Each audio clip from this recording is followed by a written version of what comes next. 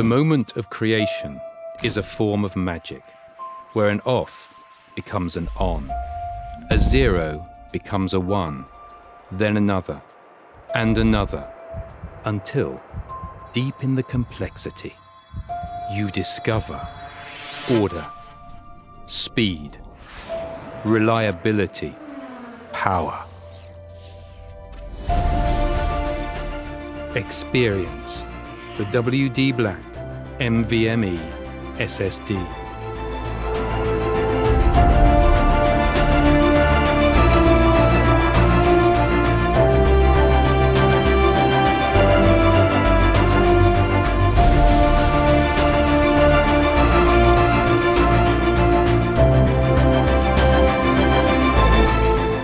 Fueled by darkness. Level up to NVMe SSD performance.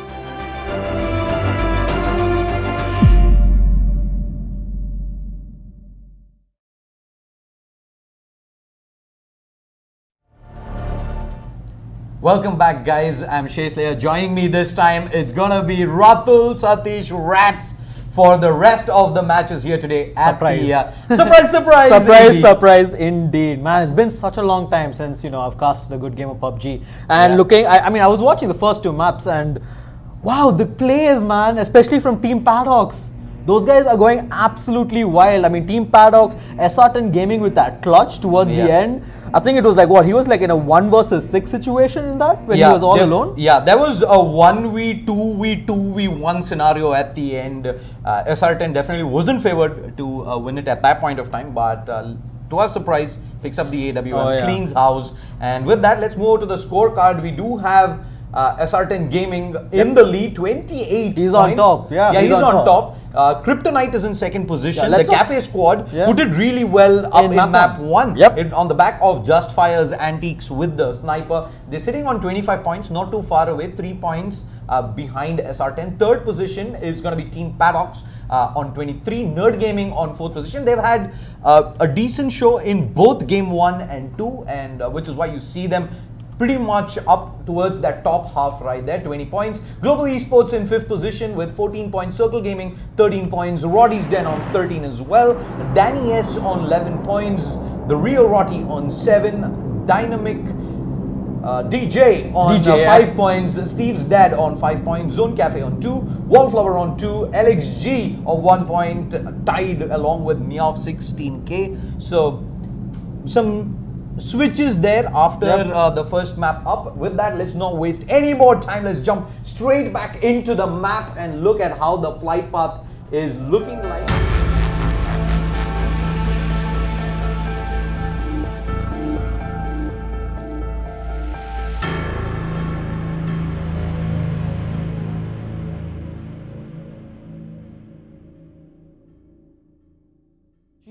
And I do see quite a bit of early fights coming down as well. Certain under pressure, Ratch is live, has managed to pick himself up an AK. Let's see if he can isolate some of these positions though. Squad number 15, SR10, they're all pretty well spread out right now. Ratch as well. That's a nice fade coming out. Does take Ratch's live's attention at least away for a second. But Certain, I don't think they're in a position to move up and fight this. Looking at maybe they currently have. Nightmare 2K is actually joining up from all the way from behind. An M16 tap, and Ratchet's life is actually already down. Quick knock coming in. Certain ends up getting tagged down to about 5% health. They can possibly go for this push out. We do have, in fact, Miokin AK, and it's going to get traded down there. Certain's down on the side, and God at War can go in for these flushes. Oh, but Nightmare is right next to Nerd Gaming here. Will he be able to get this kill? Nightmare just has too many players around him. Too many players outside. No, he's but the trade comes in. 2 players double peeking up, perfect time. 3 players knocked in on squad number 6, Nerd Gaming. But they hold on. Is that the end of SR10 right there? Did we just see the champions it is fall? Indeed. the leaders right now. The leaders by 3 points on 28 points. First team out here in map number 3 on Erangel. And God at War, what was he playing? Like, it was just absolutely insane. It was well played coming out from him. And I mean, I'm just amazed by the way he played them. But I'm surprised how Nerd Gaming couldn't land those shots onto Nightmare 2K. He did have the advantage there. Yeah, Nightmare 2K there almost makes it happen. Meanwhile, we say DJ taking some shots up against, I believe that's Meow 16K. Steve's dad's team versus, so the two streamer teams going up against each other. I do see Badman already knocked. In fact, Meow 16K's team have had a pretty rough start in the previous map as well. And Mad is just going to go charge on Meow. She's been spotted out, but Britzy, gets traded. He was on so low. Mad was able to readjust in the last second despite taking some damage. 42 health. Can he spot out Meow? He does. Fire takes her down as well. And we're seeing just so much action early on up on map number 3. Erangel is just hilarious. He's gonna be able to get the flushes out, and his last remaining teammate Mamba is just about coming in, but he's getting providing cover for 7 HP. Wow. And that's gonna be the end of Meow 16K's squad as well. I'm just wondering, what was Mamba doing there? I mean, he knew where the shots were coming from. He could have made the vault over and gone straight to the, he could have gone straight into the house, but I'm not sure what happened. I'm really uncertain of what happened there in that engagement. But Steve's dad. And look at this. We do see, I think that squad 9 is also out. That is Rotty's team.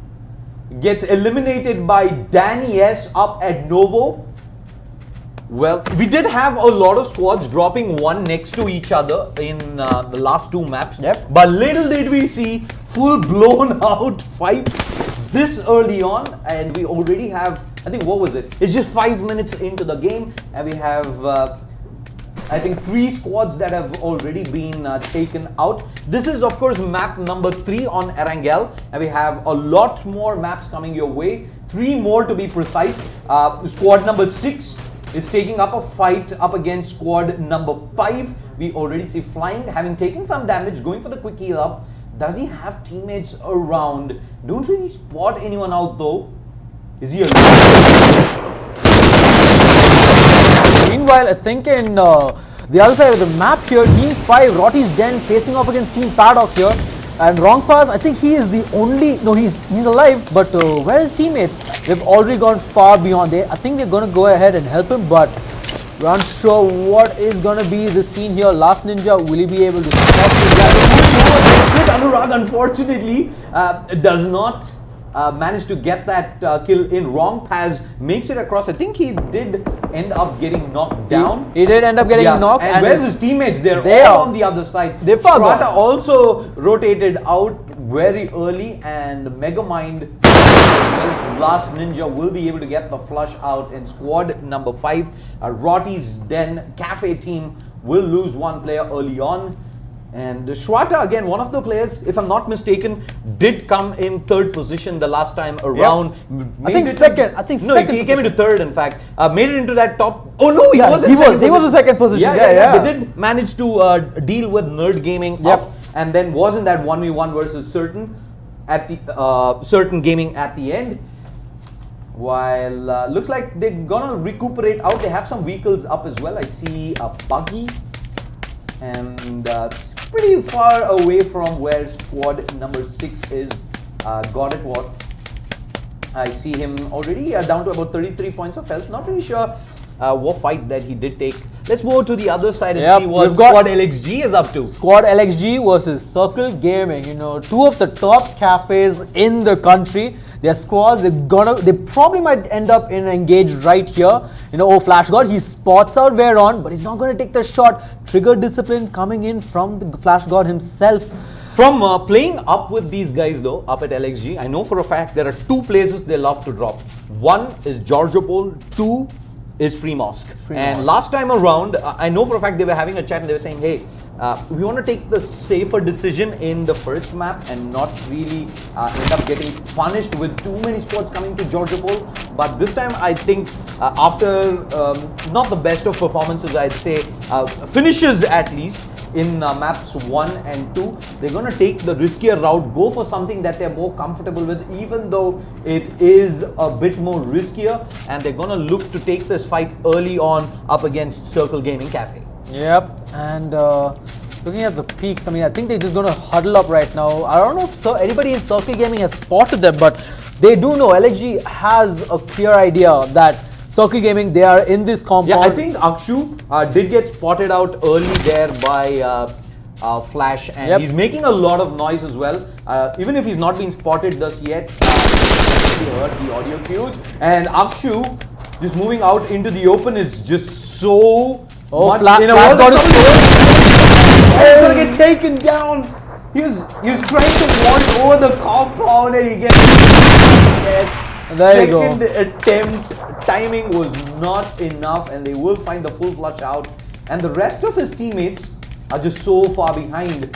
Must, Psycho, and Sohail were nowhere close to get that trade-off. They couldn't even find an angle onto the players from LXG right there. But it looks like they're not done just yet. They might be interested in taking this fight up if they can probably find a knock right off the bat.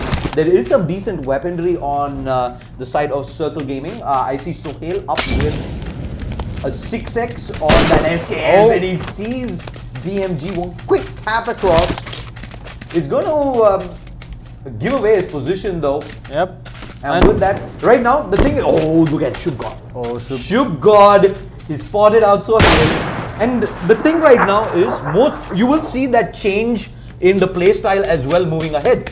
The first 2 maps was all about getting a feeler, looking to see what is that the squads are doing, what are the trends, try and go for some risky plays. But now, you will see the front runners kind of play their normal game, try and play maybe a little more passive than they used to do. But we look over, K2 Must. He's getting tapped by Flash God there. He took a bit of damage, 20 points of health gone, but he does have, you know, a couple of bandages, and our Circle Gaming is going to retreat together.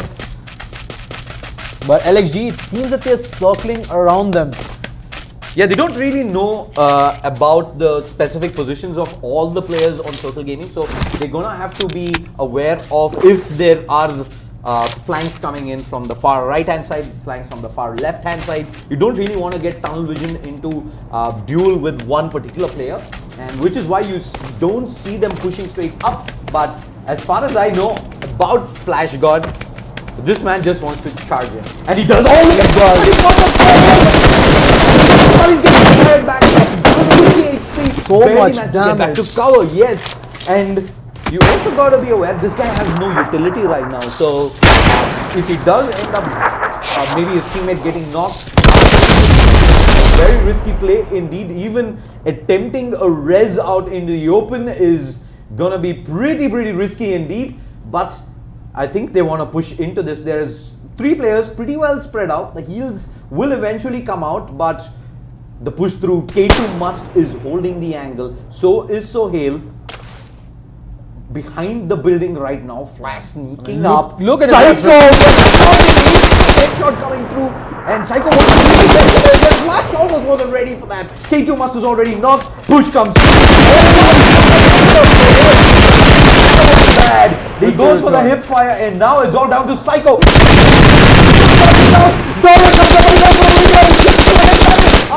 Shoot in time. He decides to switch over to the sniper. And he gets punished during that small downtime, but that was a lot of action going down. But I think unfortunately, I think LXG, they end up losing 2 players there. Yeah. The 2 players who did get knocked get completely flushed out. Exactly, and with that, It was a heavy price to pay, if you ask me, because you know, I think. All right, let's look at the circle. In fact, and where it is heading. It has gone all the way to the western southern circle. So towards Quarry.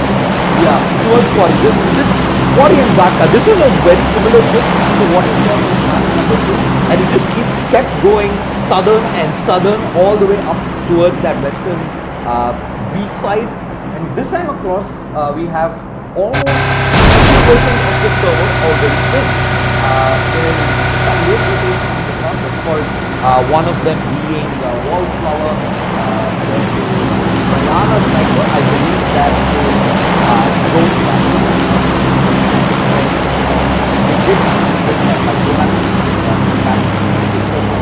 well,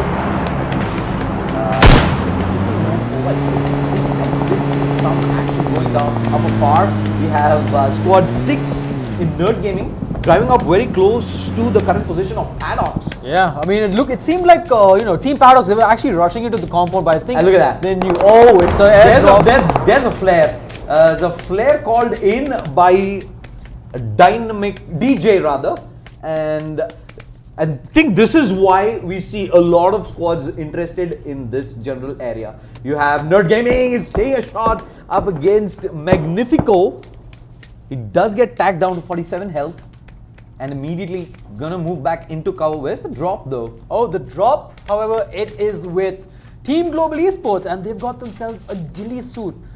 Like, okay. That is, I think they got a ghillie suit, they've got an M4 if I'm not mistaken, or is that an AWM? I'm not sure what Sadie Boy. Yeah, that's an AWM. That's an AWM. Alright. It is on Sadie Boy. This man is known to be one of the most deadliest snipers in PUBG. AWM on Sadie.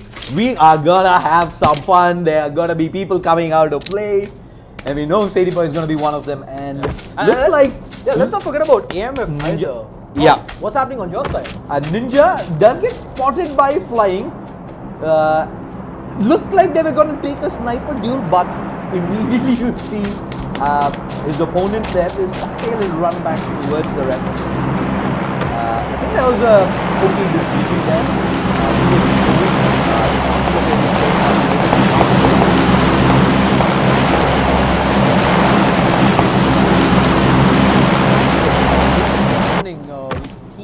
I think they were firing shots at, I think it was, let me see that, team number 14. Alright, no, they were just going around scouting the area to see what was up, but looks like nothing will, no engagements as of yet. Okay, let's talk a little bit about the circle. Right now, we do have the zone coming in. Most of these squads are going to hang around where they currently are. You have the edge camp coming in from squad number 12. And the rest of them pretty much center circle. They're ready for a shift that is going to be very similar to what happened the last time around. So this is in fact a very common routine, especially when you do get a full western circle, is the fact that it continues to stay in and around Gatka Quarry. And of course there is the surprise element coming in of the red zone as well this time around in PUBG. This time around, of course, outside the zone, not really gonna play spoil sport up against any squad. But yeah, I don't expect there to be too much action happening for the next minute or so as we wait for the next circle to reveal itself. Yep, I mean every squad with the exception of Wallflower are in the circle. I think Wallflower, they are just waiting to get in, but you got to be careful because Team Kryptonite and Team Dad, they're waiting there. So they got to play the circle. An amazing player of PUBG, but I think after 2 matches, pretty much in the middle of the match, there are a lot of distance to catch up. I was talking about this earlier during the start of this, the fact that some of these squads are going to start building up their play style as we start progressing through the remainder of the match. Then people who are farming needs to start getting influence as well. A kill is 1 point, a chicken dinner is 10. So technically you get 10 points equivalent to a chicken dinner, you get 3 points. Additional to that, this is 12, 30 to score. At which point of time we got enough points, not just for the chicken dinner, but with the kill as well. So you will be able to competition, and we saw the scorecard as well. It was close to, I think, about 10 points. Exactly. Just completely and we did see FR10 getting taken down. The champ has been taken down in the beginning of the map. So there's a good chance for someone to continue the top, take that spot. Nerd Gaming still in it. We've got Kryptonite still in it. Even Global Esports, we got a top. So after this map, it's definitely going to be a new person in the Look first at place. that map though. That shift coming through is going to move even more southern.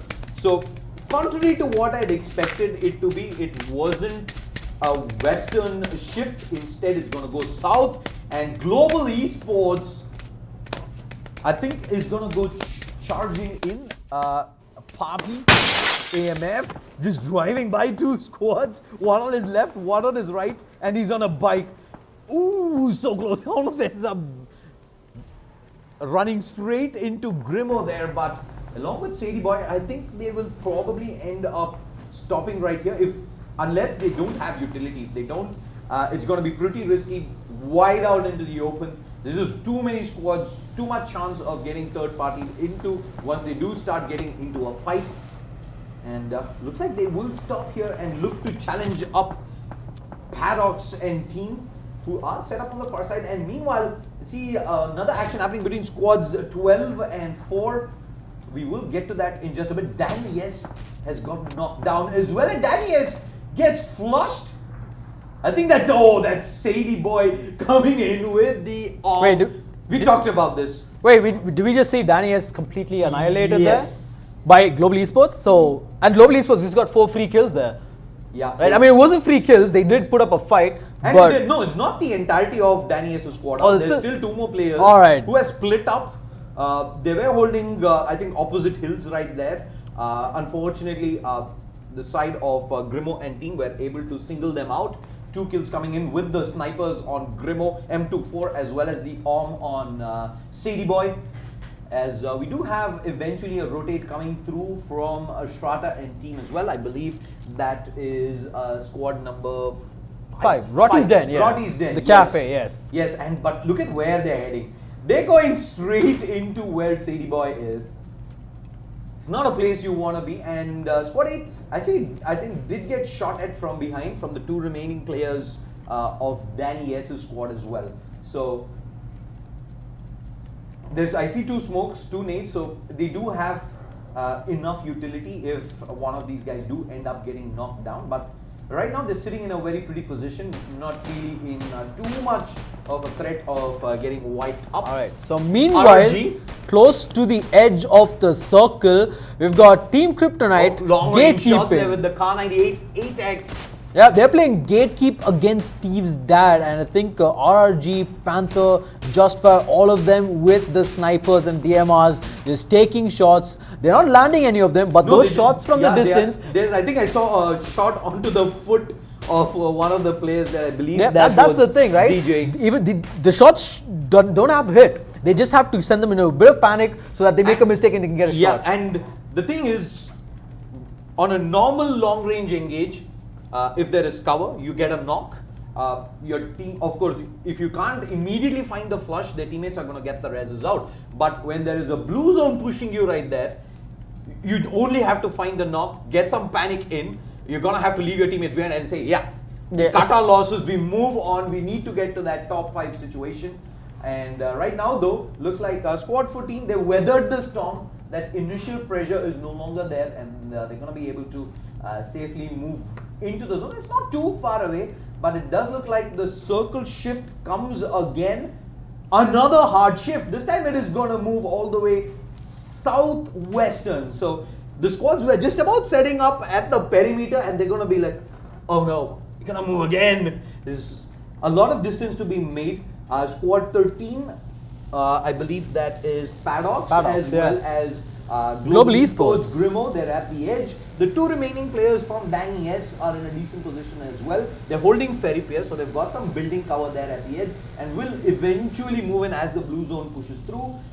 LXG, they were 2 down very early, and they've come back to what is one of their go-to spots, as I see some shots fired up at, I believe that is Ratch's LITE, who's gotten knocked down. Yeah, I mean, he's taking shots from everywhere. In the meantime, actually, AMF, he is taking shots. I think they've spotted where Team Paradox is actually knocked down. He's trying to get the res out, Grimo. Last second, just barely manages to touch him. There would have been Sadie Boy going down, but with that, and there is a lot of smoke cover dropped as well. No, but here's the thing. AMF They know where Team Paradox is, and he's already got a shot. Ooh, gets one shot, knocks out Split. Oh wait, actually that kill goes to Tisdora from Team LXG. Yeah, they're behind them, by the way. But the majority of the damage was from AMF.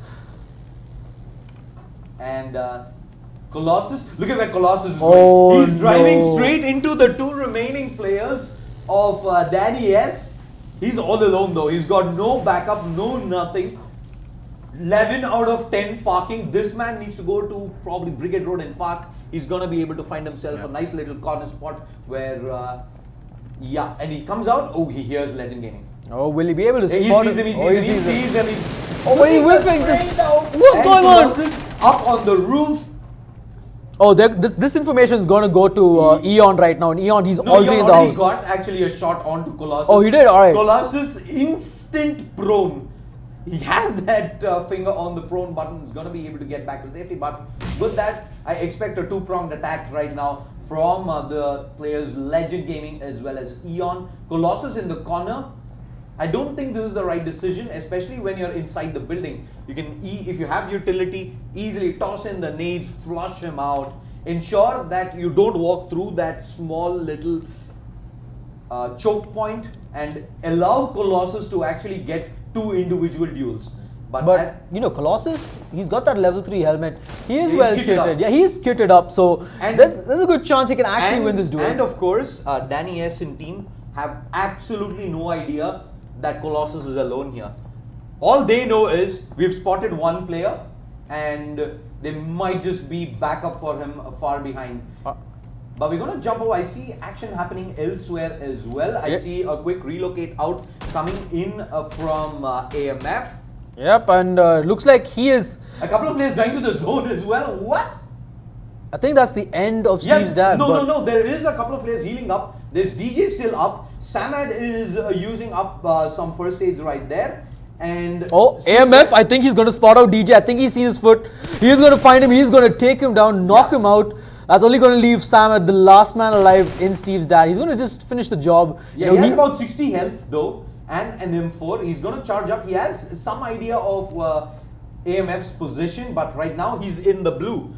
He can't really stand in the blue and take this fight. One bullet probably straight up knocks him and finishes off squad number 14. And AMF is playing this very smart. He knows there's someone here. He's going for that kill points and then, you know, move himself up in the position as well, because he knows that's the last member of Team Steve's dad. Because once he gets this kill, he secures the position and all he has to do is play it safe because he has the ghillie suit as well. Look at Papi. He just he's going to drive away. I think he knows. He's just, you know, he'll be wasting time. This is actually not worth it, right? Samad, even if he makes it into the zone, well, is the last remaining player. 1 point only, while AMF is looking at the grand picture. Global Esports, they need the chicken dinner right here with a lot of kills to be able to leapfrog themselves into maybe a top 3 position. Meanwhile, AMF gets one shot, knocks out Anurag. That's his second knock in the game so far, and he's also going to spot out some more members in the side of Team Paradox, but he is all alone in a shack, right? In a circle, and you know what's outside the shack? Absolutely nothing. So he is in a very bad spot. He's only got that UAV for cover. Maybe he's got a couple of smokes on him. If we take a quick look, he doesn't have any utility actually. He just got 10 bandages and 4 first aids. So he is in a pretty bad spot. But he is also going to find Samad. He's going to take a couple of shots. I don't know if Samad's going to spot him out though. I think he has. Yeah, he has. He does miss a couple of the shots, but the blue zone pushing in. And but look at this POV, by the way. There is a Samad. Back again on the blue zone. He's pushing up behind Megamind. Samad sees this, but he's not firing. He knows there's absolutely no chance. Eventually will take that shot out, gets the first knock, and he has the second player up as well. No cover whatsoever. Getting shot from the left, front, behind, every single direction, and he will at least ensure that Megamind goes down. So I think best case scenario in that worst possible situation, he will at least ensure that there is 1 point going the way of Steve's dad's squad, as we are down to 9 players alive, 5 squads. So if we can quickly jump over and see who they are. There's squad number 3, I see 5. Squad number 10, of course, 2 players up. There's AMF, last remaining player for Global Esports. Global Esports. Ninja gets knocked though. Oh, that too by Kryptonite, who are like in second position in the scoreboard. So, I mean, we're gonna see who's gonna take this, because this is gonna be very. Look at where Legend Gaming is off to. Along with Eon, they're gonna drive straight into the zone, and first one's there. They're looking at the shack where AMF is currently positioned. He does not have a sniper. He's playing 6x right now onto that mutant. Not the best of long-range weapons, but I guess it will have to make do in this situation. Let's see if AMF plays Gatekeep. He spots out Just Fire, tap, tap, tap, tap, tap, tap, but he's missing some shots out, and Just Fire instantly responds back in kind. 13 HP. Yeah, Just Fire 15 HP is gonna pop out that first aid with the SLR 6x. Will he be able to do something about it? Because right now and Colossus also is just gonna look to drive into the zone. He's gonna actually move back into the blue zone and end up taking a bullet to the face, down to 50 HP, trying to make his way through a small corner, but as soon as he goes into the zone, there is Legend Gaming and Aeon looking in this direction. And Colossus isn't even gonna make it there. You know, look at Just Fire right now. He is being a bit too aggressive at the moment here. Right? He is going very aggressive right now, but and you know, it's a 2v2. Kryptonite had the advantage, but it doesn't look like it's going to be in their favor. RRG. Pabi manages to spot out the two remaining players from Danny S, and he's charging up. He's going. He spotted out Eon, and he's got himself the Mark 14. Oh, but he can play it safe. He goes down, and there's the opening. He gets the clean up just as when Eon gets distracted for a split second, but Just Fire there. Able to get the trade out immediately, no chance of a response from AMF. AMF, he could have played that smart if only he had known where Kryptonite was. You know, he had no idea where they were coming from. If he had known, he would have probably just stayed a while, waited for the 2v2 to end up, and then gone to clean house, because that's what he did to Team Danny S. And unfortunately, Team Danny S, they ended up in third, but they did get, you know, a good amount of kills. They got a total of 4 kills. And look at Team Kryptonite. After a pretty average map number 2, they're gonna come back strong with another chicken dinner here, this time around with 6 kills. So that's a total of 16 points they've racked up, and with Certain Gaming I think getting knocked out in last position here in map 3, they're gonna leapfrog over into that position 1 and start building up a healthy lead as well. But this Global Esports again had a solid game. They're going to get themselves 7 kills, second position. They're going to move up a few spots as well on that leaderboard. And with that, we are done with Erangel here today in day 2. Yep. Day 1 rather.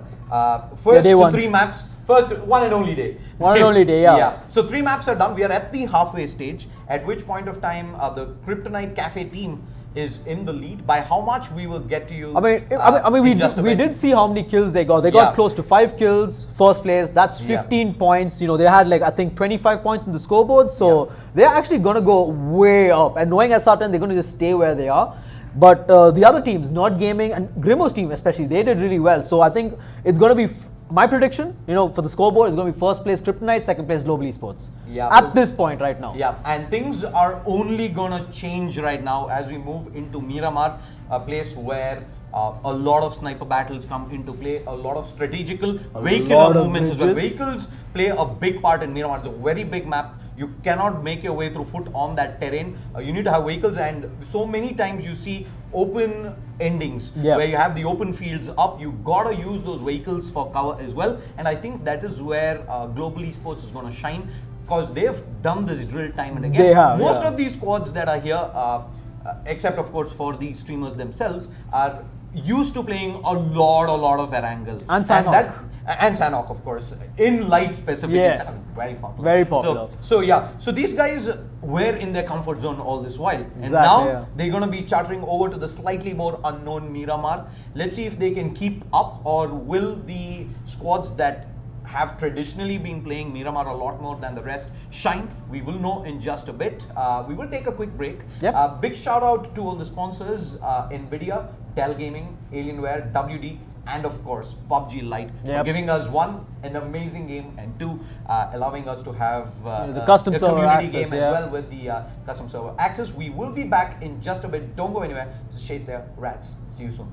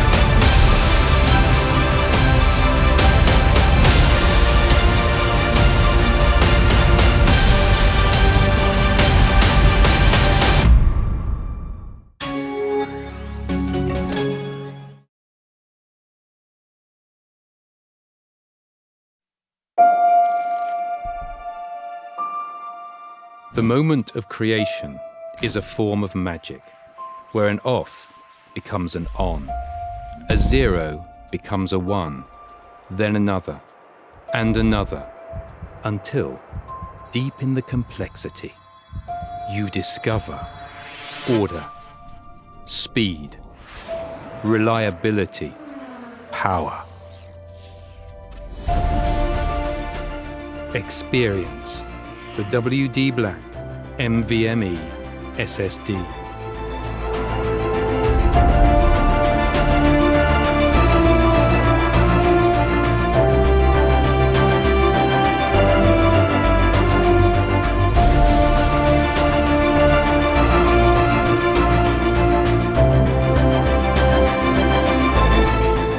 Fueled by darkness.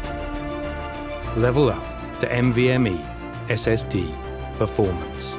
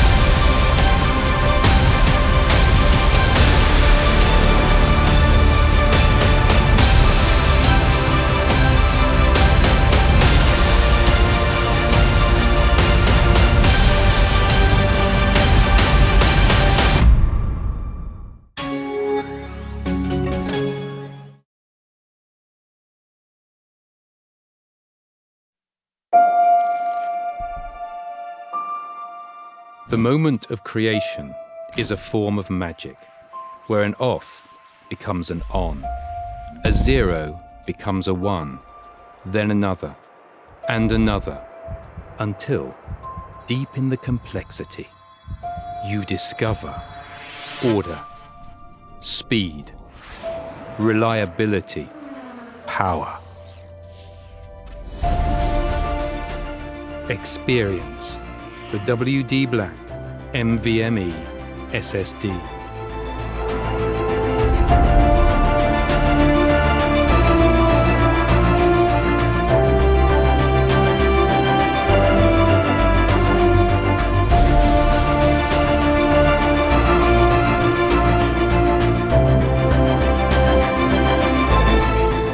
Fueled by darkness. Level up to NVMe SSD performance.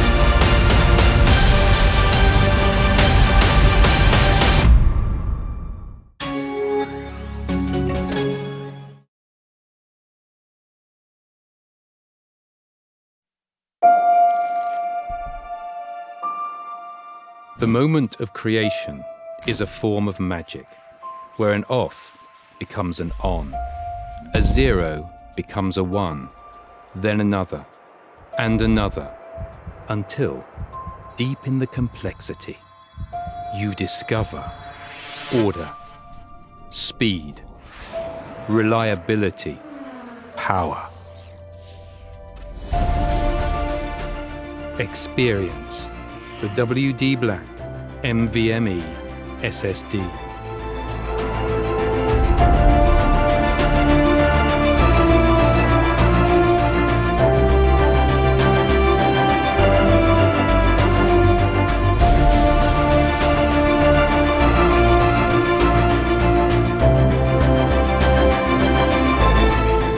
Fueled by darkness.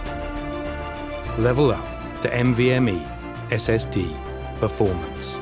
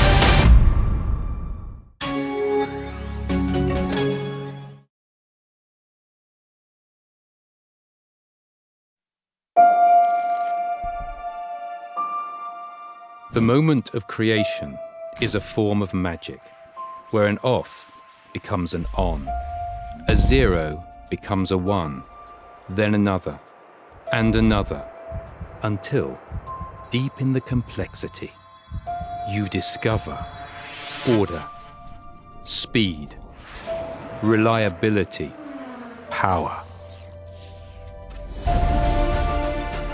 Experience the WD Black NVMe SSD.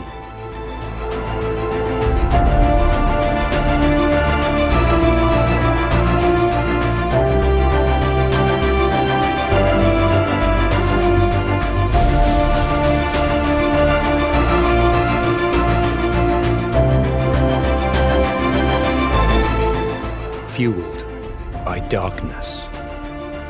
Level up to NVMe SSD performance.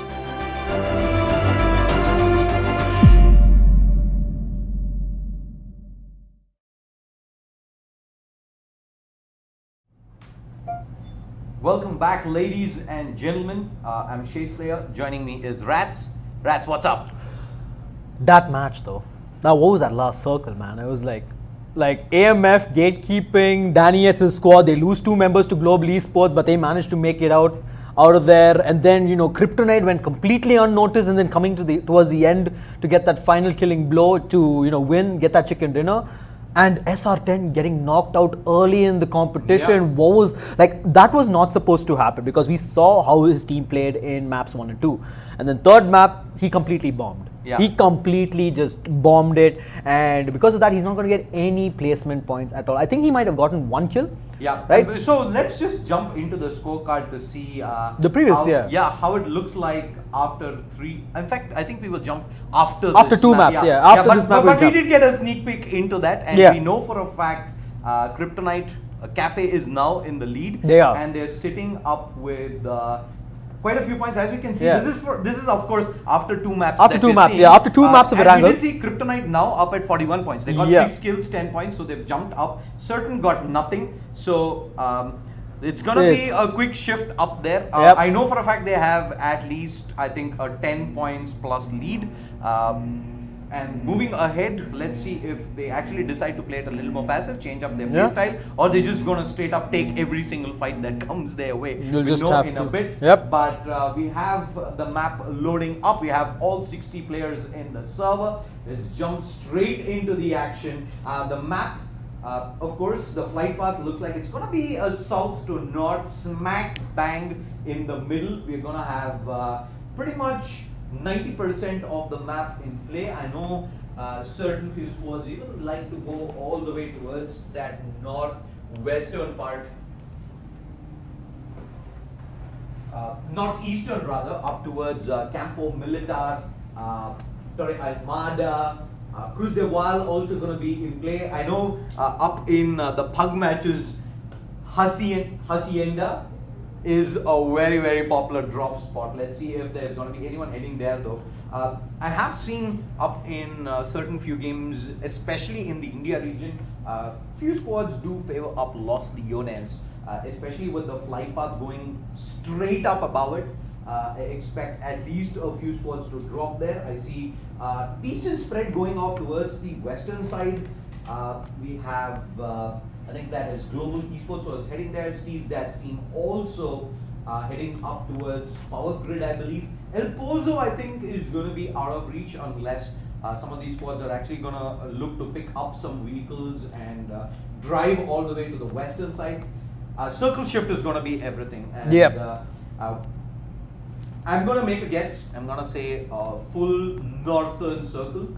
Towards El Pozo is what you're saying? I'm saying it's going to be centered around water treatment. All right. I've seen that circle actually quite a few times. Very popular in PUBG LITE, and I expect that to be the case again. I think you see DJ right now. I think they're having an exchange. There was a fight there happening, but in the distance I see that vehicle heading out from Ind2U. Who's part of Bruno's team. Yep, the 4th member of Global Esports for this one. He was not present for the first 3 maps. And your screen, I also see negative. Yeah, he down to 42 HP. He was did. That Was that damage that he took from dropping, or was he? I think he took some damage. He was shot at, I think, by some members of Global Esports. It was like a small engage because they were at the rooftop. So, but he does manage to get himself a Uzi and a revolver. And, the rest of his team, they are slowly, getting up all the, weaponry they need, weaponry, meds, everything that they have. And it looks like they're going to be able to get this entire compound for themselves. Just fire. Chilling inside. Yeah, just chilling by the fire.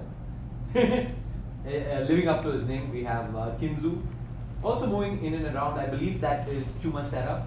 They're all pretty well spread out. If I have a look at the map. Okay, my bad. My guess is completely wrong. It does move the other way, but I'm going to switch over to squad number 10.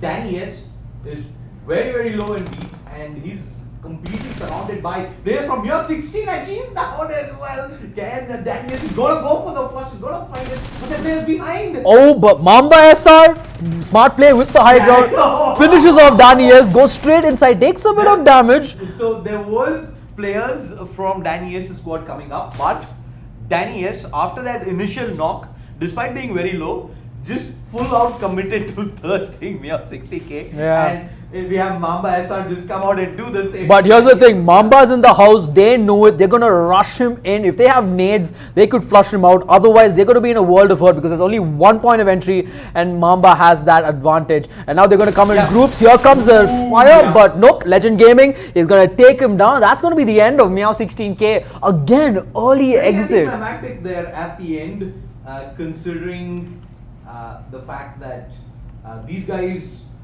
didn't really have the best of starts on Erangel. And moving to Miramar, I would have expected them to change things up a little, but they decided to hot drop. They dropped right next to where Danny S currently was, and eventually they managed to find only the 1 kill, but it was onto the man himself. Let's see if that in fact does affect Danny S's squad's performance here, moving into the rest of map number 4. I'm going to jump over to another popular streamer squad, that is Steve's dad and team. I'm not really sure what happened to Just Fire here. Is he stuck in the bike or did he disconnect? Because, alright, looks like he's coming back. I think he's trying to get the bike out and it's burning. I don't know if it's going to explode or not. Like, I'm not sure what is going to happen. I'm not sure. I think he's trying to get out, but he's unable to, so he's stuck. Yeah. Like, he is actually stuck. That's a pretty darn hard blow, I'd say, for... oh, he's going to blow stuff. I like this. I like this decision. So, what they did was, they're trying to have him drop behind the bike so that they can get the res off, and eventually the player model just forces itself out of that. And he managed to get the revive, But when he stands up, will he go on to the other side or... Yeah, you never know, because right now Kryptonite, they are down 2 members. They are the champions. If they get taken out right now without any kills, it's going to be bad. And I think Just Fire, they picked him up and the model went straight back into the bike. All right, let's move over to Ratch's Live, who has himself a Mirado. He's going to switch over to the buggy as pretty much moving into the circle right now. Let's see, okay, hold on a second.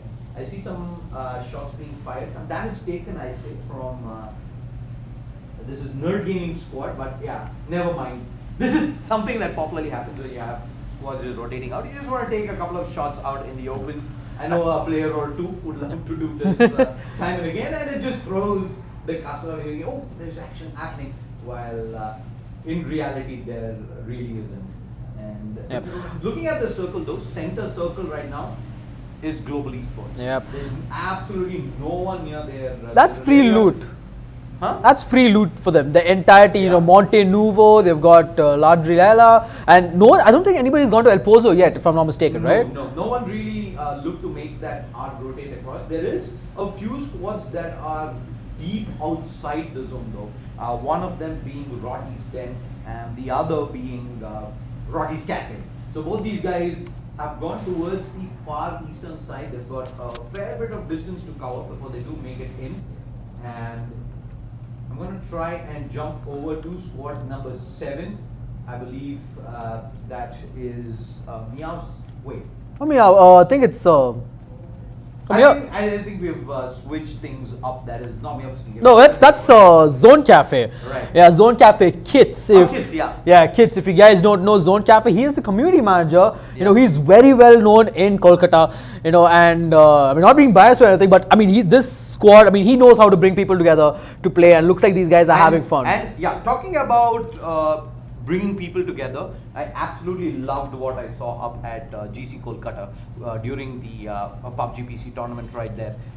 There were a lot of teams that turned up from Kolkata itself, and I remember second position and third position, if I'm not mistaken, did go to Kolkata teams. And yes, it did. Yeah, it did. So I think with that, Evo Gaming, yeah, there's a lot of potential places in India where we have all these hidden talent, and I think GamerConnect is doing a fabulous job in providing that opportunity for these gamers to get recognized, get picked up in squads, start their eventual esports journey towards, you never really know, maybe becoming a PUBG sensation in India.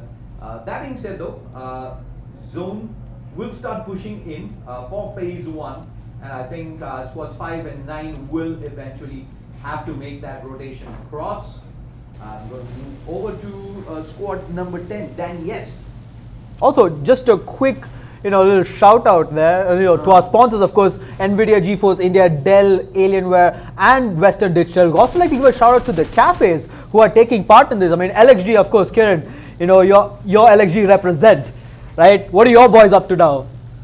My boys are right now just edge camping. I see them up at San Martin, one of our popular go-to spots. San Martin, Hacienda. We don't shy away from a fight, but yeah, I just had a word with the guys as well in between the breaks. I was telling them we were having a chat in between the matches, and I was like, hey man, you gotta buckle up. That is not what I want to see from you boys, especially after how much we play LITE every day, right? This is your platform.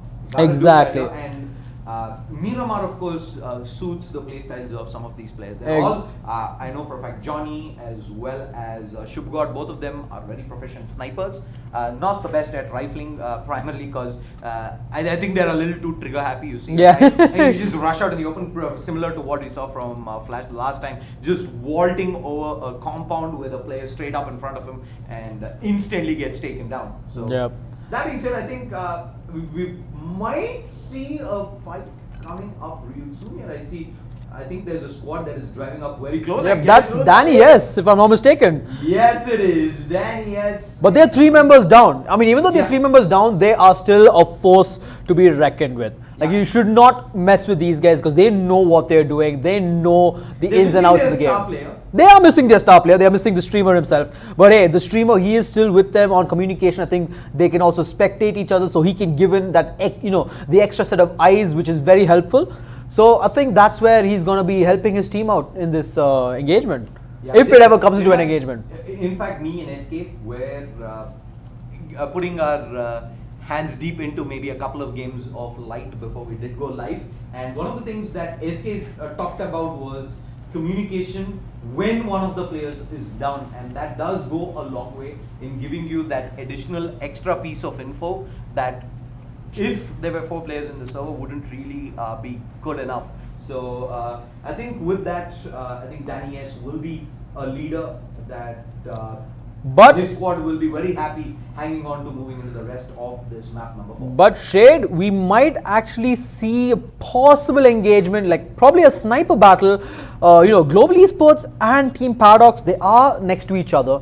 Right now, they are actually pretty close to each other, and I don't know if Team Paradox has got a visual of this, but if they do, they will have to play this very smart and not take any chances. And it looks like they're going to be bugging out. Well, they spread out. Yeah. You have Grimo on top. You have AMF holding the lower ground, and in the TV is on the full far side, but I think he has a vehicle there. Yeah.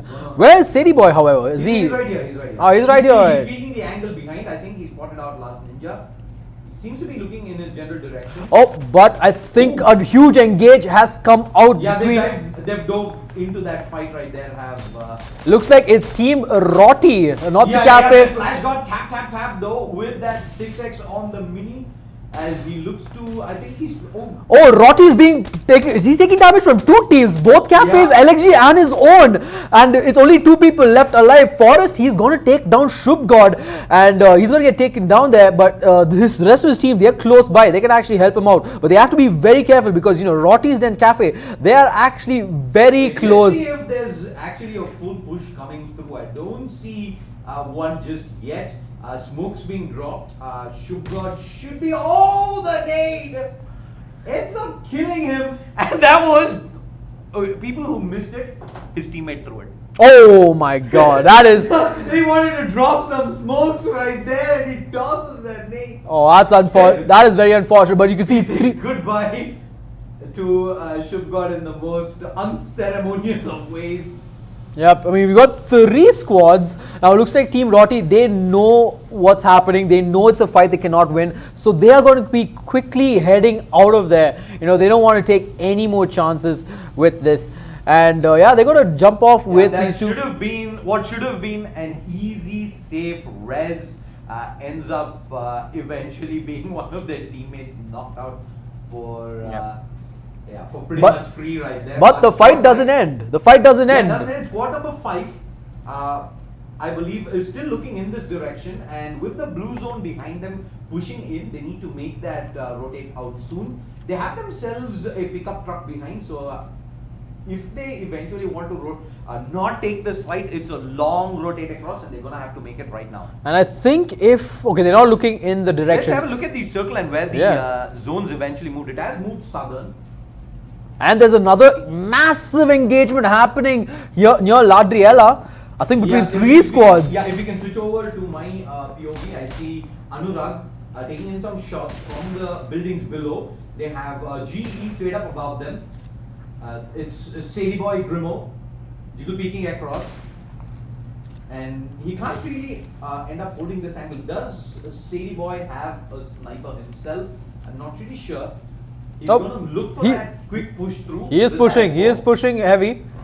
Yeah, look at his heals though. He's got 2 first aids, 3 bandages, 4 smokes. This is again the side of a championship squad.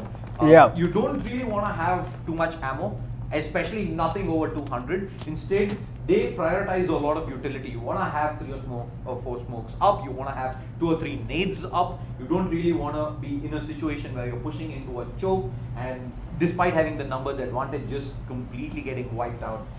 And as I say that, I think CD Boy is not going to fully engage in that fight despite, I think last Ninja ends up going down for squad number 13. I think they managed to partied by squad number 15, I think that was. But CD Boy is getting shot at from behind. He's looking for a quick reposition. He does have an M24 with a 6x, so he can challenge back long range with the snipers. Very important piece of weaponry up in Miramar. It's such a huge map. There's so much terrains across. Open fields, you do get presented with that opportunity time and again to actually put that sniper to use. And look at the zone right now. It does currently house about 80% of the squads. All of them have made that deep early rotates. Very contrast to what we saw the last time around, where I think there was maybe 2 or 3 squads inside the zone. The rest of them were all playing edge camp. And what didn't work in their favor last time was the hard circle shifts. We saw it shifting hard south, we saw it shift hard west, at which point of time these squads were constantly on the rotate. You have to readjust, find new compounds to hold, and all the meanwhile ensuring you don't get third party, fourth party in. And that is such a low percentage play, and I think squads right now have learned, this is not something we want to do up in this match. We want to go ahead, find ourselves a nice compound to hold, but that has its downsides as well. Exactly, And teams who are chasing from behind, you don't want to be playing center circle because you're just going to end up watching. Oh wait, I think we saw Sadie Boy knockout split Anurag there. Just like that, and he's going to go for a shot up against Wolf as well, moving out in the open, but that's a pretty hard shot to hit for most of the players, but not Sadie. And Wolf, he's just got an SKS with a 3x scope, so there's not much he can actually do. I mean, he can go ahead and revive Split Anurag here in this, away from the windows, because that's how Sadie Boy got that shot onto Split. A couple of M24s up. Grimo has one himself as well. With a 6x. And I mean, they're just waiting for, I think they know that Team Paradox is in the compound. So if the circle doesn't go in their favor, they are in a bad spot. Yeah, but right now, I'd say both these teams are not going to be too darn unhappy with where they are. I see some shots. Okay, that is in fact Megamind, I think, firing back. And eventually the scorecard, if you can see, Just Fire did in fact end up going down to the zone. So Kryptonite will eventually lose him. But yeah, there's a lot of vehicles up for Global Esports, and that's a quick rotator. Like you said, you don't really want to take your chances with the zone, and I think this is just going to look to quickly reposition back out. The zone moves west, so all those guys who are center circle also need to rotate back out. And while Global Esports, the team leaves and gives gives some breathing space to your guys here, Team Paradox. We've got SR10 and his boys, who are pretty well, they're very close, and they might actually come next to one of the global teams. Yeah, let's move over to Blaze Gaming YT as they're going to switch over to that pickup truck. And like you said, there's a good chance that they do run into some fight. There is a clutter forming right there on the eastern edge of that circle, where I think that's 1, 2, 3, 4 squads coming in. Move over, DJ goes for that full spray across onto squad number 9. Blue Monster's already down. Forest is taking this fight up as well, but DJ is going to be able to blow that vehicle up, and with that, Forest as well as Blue Monster end up going down, and squad number 9. Rotty. I think they're that's Rotty and his boys, and they're out. But we were just talking about Just Fire, how he died to the zone, but the team is still there. Kinzu is alive. That was just they just lost the one and player. Kinzu's playing it smart. He's going to play for position because he knows that these guys are high. If they can make a top 8 placement, they are guaranteed a point, right? But if he dies right now, it's no points. And SR10, we did see him bomb out of that third map, but he's coming back strong. He's coming back strong right now, and let's see how many kills SR10 has. I mean, they are... Ooh, look on the other side. Ratchet's Life is taking a fight up against... Nerd Gaming. Look, they're up against GE right now. They managed to find 2 knocks in. Sadie Boy is knocked as well. And God War is going to charge up. There's 3 players down. Is he going to go for the flush? Go for the finish. You need those kills. He does spot out Doyu. Doyu is there, and Doyu unfortunately couldn't really respond back quick enough. I think he managed to get flushes out onto all 3 players there, and now GE, they're down to the last 1v3. Ratchet's Life is also already rezzed up, and I think 1v3, he's just lost that small window of opportunity where he could have gone for the trade, but behind another squad creeps up. Certain 15. Certain Gaming says hello. And now it's welcome to the party. Now it's going to transcend. It's going to be Certain versus Nerd Gaming. Nerd Gaming did take a bit of damage there. They did lose 1 man. They lost flying. And God of War, he's going to spot out Certain. God of War though lands the full spray down onto Certain Gaming, and immediately you see Nerd Gaming as well as Ratchet's Life charge up. Oh God, it's down as well. Oh, and Blaze Gaming YT, last man gets 1, but Mythomad from the distance. Versus Blaze Gaming. Ratchet Life spots him out. Blaze goes for that wild spray with the star, but it's not good enough. Oh, he will eliminate Certain, but remember, Nerd Gaming got picked off by the third party, Steve's dad, from across the ridge. Yeah, you can see that on the far side we have Mythomad with that mini. And meanwhile, squad number 5 and 13, I also see getting into a fight right now. If we move over to my POV, Split Anurag, 17 HP, pushes through and he spotted a Strata. Oh, but Raven. Never mind. Raven was there. He was waiting, prone, waiting for He was there for a second and then he wasn't. Yep. That's pretty much the story right there. As I'd say in a split second, I think a good 30 seconds. But Rotti's Den's Cafe, they have to be careful because guess who's coming? It's your boys, Flash God and Co. They are running through the circle. They better get the revives and meds up. Otherwise, they're going to be in a big disadvantage in a coming engage. Because Flash God, these guys, they've heard. They know what happened right now. They know the information. They know someone's up there. It all just comes down to a matter of moments. Who's going to win this fight? Yeah, they have some decent smoke cover as well, and by the looks of things, Strata knows that there are players up ahead. They're all grouped up together as LXG has the hard task. They have to move up the hill. And as long as they spread out, have that trade potential up, I think that's a fight that will eventually go their way. Oh, but I think Flash God, he has actually spotted wrong pass. He will take a couple of shots. He misses most of them. Ooh, wrong pass. Just barely survives, but Strata can punish. Strata is knocked down as well. The entire squad of, I believe that is Rotti's Den does get spotted out. Now it's down to Raven. I mean, Flash God, he's making... Smokes, and they're charging up. Look. Flash God's just going to go charging up right now. And Raven is going to have to isolate this. He gets the first target. He's going to... What? Are you kidding me? He just takes him all down. Oh, he's gonna blow up the. He blew up the. He's gonna blow up. No, Raven.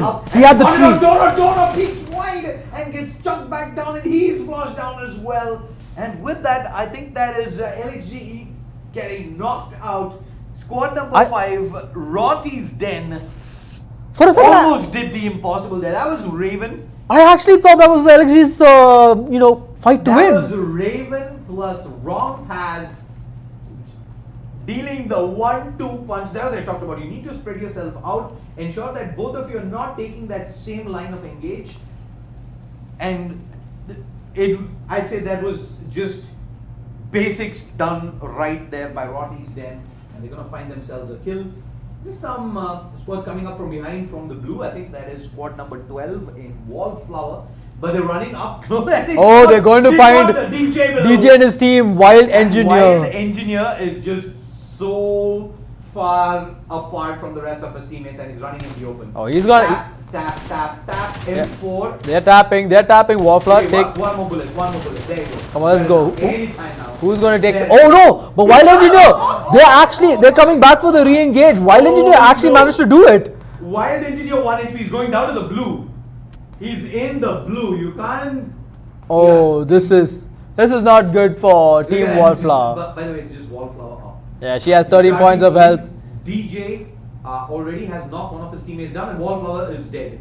That is the end of squad number 12. Oh, but behind Dynamic Jat, it is Rotti's Den. Wrong pass takes a shot, misses it, and they know his position.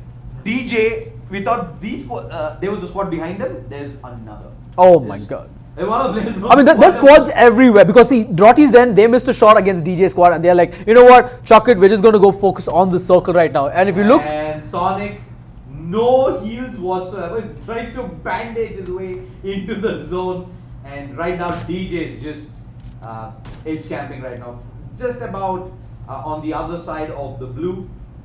He expects there to be more players like that. How many players are coming in? And you see pretty much, I think, 3 players of squad number 7, Neo 16K going down to the blue. And I think that's not Neo 16K, we did have that small bug earlier. Nope, and we might see him. Oh, Ratchet's Life is he's getting damage. He's taking damage from Steve's dad. Yes. His squad. Oh, okay, there are many squads after them actually. Because even Steve's dad's squad is behind him. Eon, who's taking in some shots up at God at War right now, managed to drop him up to about half HP as well. Then 8. Is it good enough? Nah, it gets a pretty unfavorable bounce there. Had to be a little more towards the right hand side to find God of War. But now these guys need to be careful. There is Strata, who's on top of the hill on their left hand side, and on the right hand side we have Steve's dad also pulling up. So there's a good chance that these guys get third partied on, besides having to take this duel up against God at War and Ratchet's Life. And is it okay? At least behind them they have some have themselves some cover, knowing for a fact that there's nobody there. But I think they're gonna have to wall off at least one side with some smokes before they do decide to take some of these fights. I think they found themselves a drop as well. Looks like it's already looted. Like How many squads do we have? we have five squads, all of them on top of this cliff right here. You know, we've got Steve's dad with one compound. You know, team number 11, Dynamic Jack climbing up. And these are squads that haven't really had the best options. Hold that thought though. Oh, Steve's dad ends up getting knocked and he's getting flushed right now by Miracle. That should be the end, but with the blue pushing in, I don't expect them to go for the press. oh man. Well done. But they won't go down. What? Play zone and negative. And negative. Negative is also gonna go down. Oh, that's unfortunate. Well, now it's a 2 versus 3 versus 3 situation. Rotty's Den Cafe, Danny S, and Nerd Gaming. He spots out squad 10 on the rotate. So, like I was saying, the squads that are here right now are the squads that aren't really in that top 3 position Exactly. on the leaderboard. And this is the opportunity where not only can they rack up some points with some kills, but if they get that chicken dinner second position, that's a lot of catch-up points coming their way. And all these 3 squads are going to be looking to capitalize on this opportunity. God of War has been spotted by Raven, so is Ratchet's Life. They're looking for a nice angle to peek here on the left-hand side that doesn't really leave them exposed to This is not gonna be- SN team on the right. This is not going to be good for Nerd Gaming squad because they are being, you know, pressured by both teams here. Ratchet's Life goes down. God of War is the last man alive. Raven steals the kill, in fact. Shrata, he does not spot God of War. He's sitting right there out in the open. He's just running down the hill. Just to give you a POV, yeah, there he is. He's down the hill. He just ran all the way. I mean, down he's the chilling in a shack in the zone, so he's pretty much good. He just has to, you know, survive this out. So now, I think the main engage we're going to see probably is going to be between Rotty's Den and Danny S. I mean, So it is a 3v1. We have Shrata eventually going in to try and drop down. But besides that, we might just have squad 5 and 10 duke it out right now. And God of War can just sit there, be the third person, not really looking to take the second. Yeah, sure, you can fight this out, and I will eventually make that last ditch effort to try and get the chicken dinner. Shrata. Oh. With the zone pushing, oh, he spotted him out. He spotted him up. He knows where he is. But the blue's in. And Shrata, I don't think there is a realistic chance that they drop down. I did have, in fact, God of War run all the way down, so I believe this is a terrain that they Kratos? pretty tricky. Kratos dealt a lot of damage there to Shrata. Almost dropped him down to like red HP. Long pass though with the Kar 98 and an open shot onto Legend Gaming. Does that first one. Second one, he gets the shoulder shot out. And that should send out a sign of warning. But with the blue pushing, all these guys need to move. And I think the zone's in fact not even in favor of God at War right now, is it? Is he in the zone? No, he's not in the zone. He has to come out of that shack and he has to take that fight with Shrata. Yeah, he is already With Raven, pretty actually. low. One more bullet will tag Raven down and he does go down. Oh, but Legend Gaming steals the kill, so every kill matters because they give you 1 point, right? Yeah. And they're playing very smart. It looks like Rotty's Den, they are slowly being picked apart. Only Wrong Paz is the last man alive. And Shrata, he is in the open. There's nothing much he could do. You know, they're playing this really well. They've also got the AWM on them. You know, Legend. He is. Oh, God of War. Up below. Wrong passing. Oh, doesn't get the headshot. That should have been the secured kill there and the second position. Nate is looking like it's going to be good enough, but Wrong Pass gets third partied in and he gets shot from about down to 16 health and he goes down. And now it is down to God of War. 1v3 up against Danny S and team. And he spots out Aeon. Lead. Oh yeah, that's actually a smoke. He's just tossed out a smoke, but he's getting pushed from behind. Gets spotted by Legend, turns back across, quick reactions, but unfortunately couldn't really land that first spray down. And Kratos has been spotted out as well. He gets 90 down. Oh, Legend! Oh, 22 health. Legend shouldn't 22 have. health. And he's supposed to play up on the left. He comes straight back around in time. Legend Gaming whiffed his shot. But no. Oh man, what was that? Close. What an attempt though. It was a good attempt. I'll tell you what actually went wrong there. That is how you ideally play a 1vx scenario. That's true, yeah. You don't really lock onto one target. 2 bullets one side, 2 bullets the other side. You hope to get the hero play right there. Yeah. And almost enough there by God at War. 9 kills. It will be Danny S and squad taking the chicken dinner right there. Second position, of course, going to Nerd Gaming, yeah? Yeah, and a third position going to Rotty's Den. Rotty's you know, Den. they played absolutely well. Wrong Pass with 7 kills. That is just absolutely insane. You know, and let's not forget about Dynamic Judge. Those guys got like some amazing gatekeeps, but unfortunately they fell through the zone. And you know, we're seeing Steve's dad. So this entire top 5 that we see is completely different from what we see in the other Erangel games, right? And then followed by, we've got Zone Cafe, we've got Wallflower, who's actually made it to the top 8 because I think she ended with 2 out of place finishes. Right, so it's actually pretty cool to see that how the scoreboard is shifting here. It's brilliant, but what happened in that last zone, right? Legend Gaming, he actually saw God of War.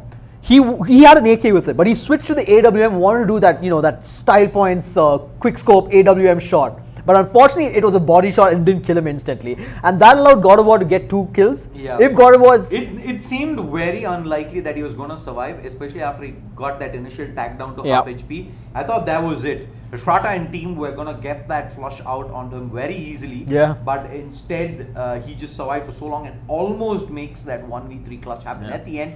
But props to Danny S and team right there. Despite losing Danny S very early on. Stick together. To Meow 16K's all team. the way till the end. And they do take the chicken dinner right there. This is just as well as Rats. We will take a quick break and we will be back with the scorecard and map number 5 back on Miramar.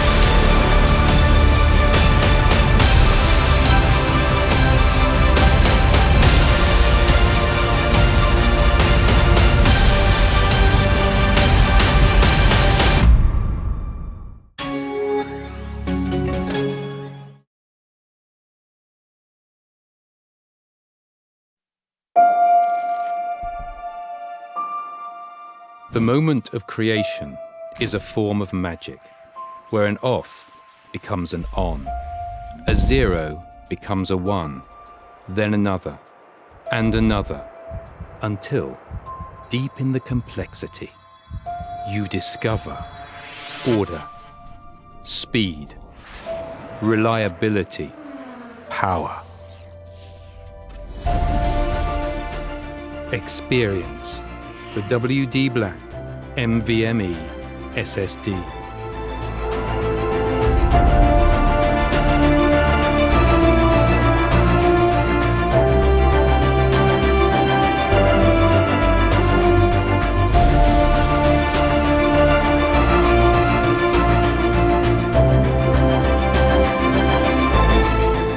Fueled by darkness. Level up to NVMe SSD performance.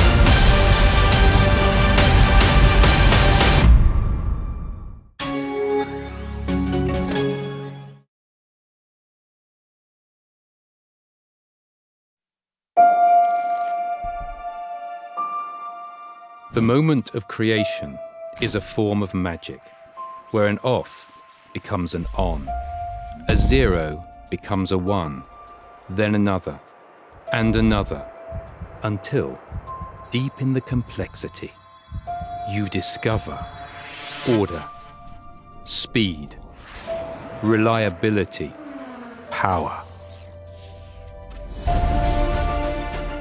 Experience the WD Black NVMe SSD.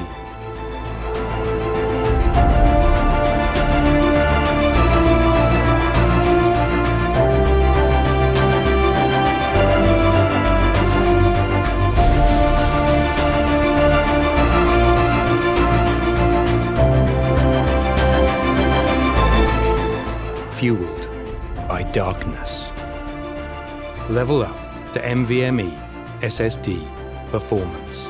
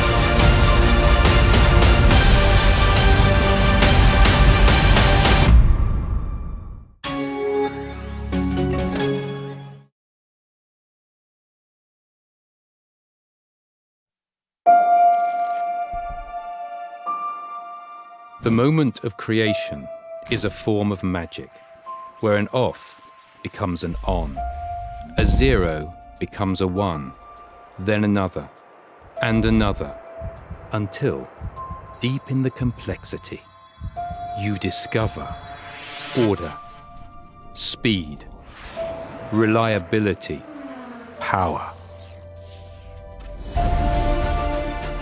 Experience the WD Black NVMe SSD.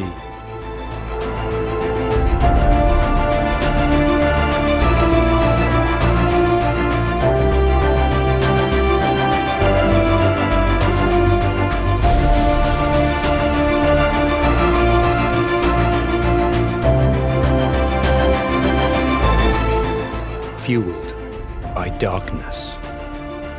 Level up to NVMe SSD performance.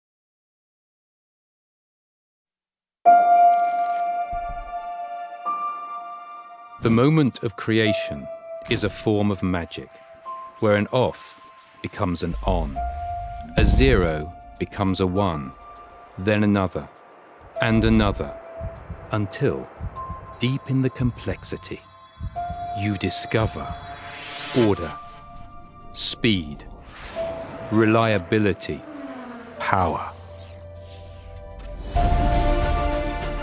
Experience the WD Black NVMe SSD.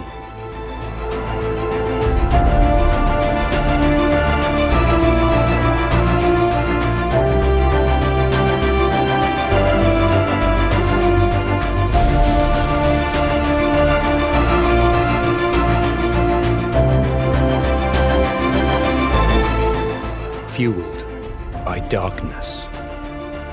Level up to NVMe SSD performance.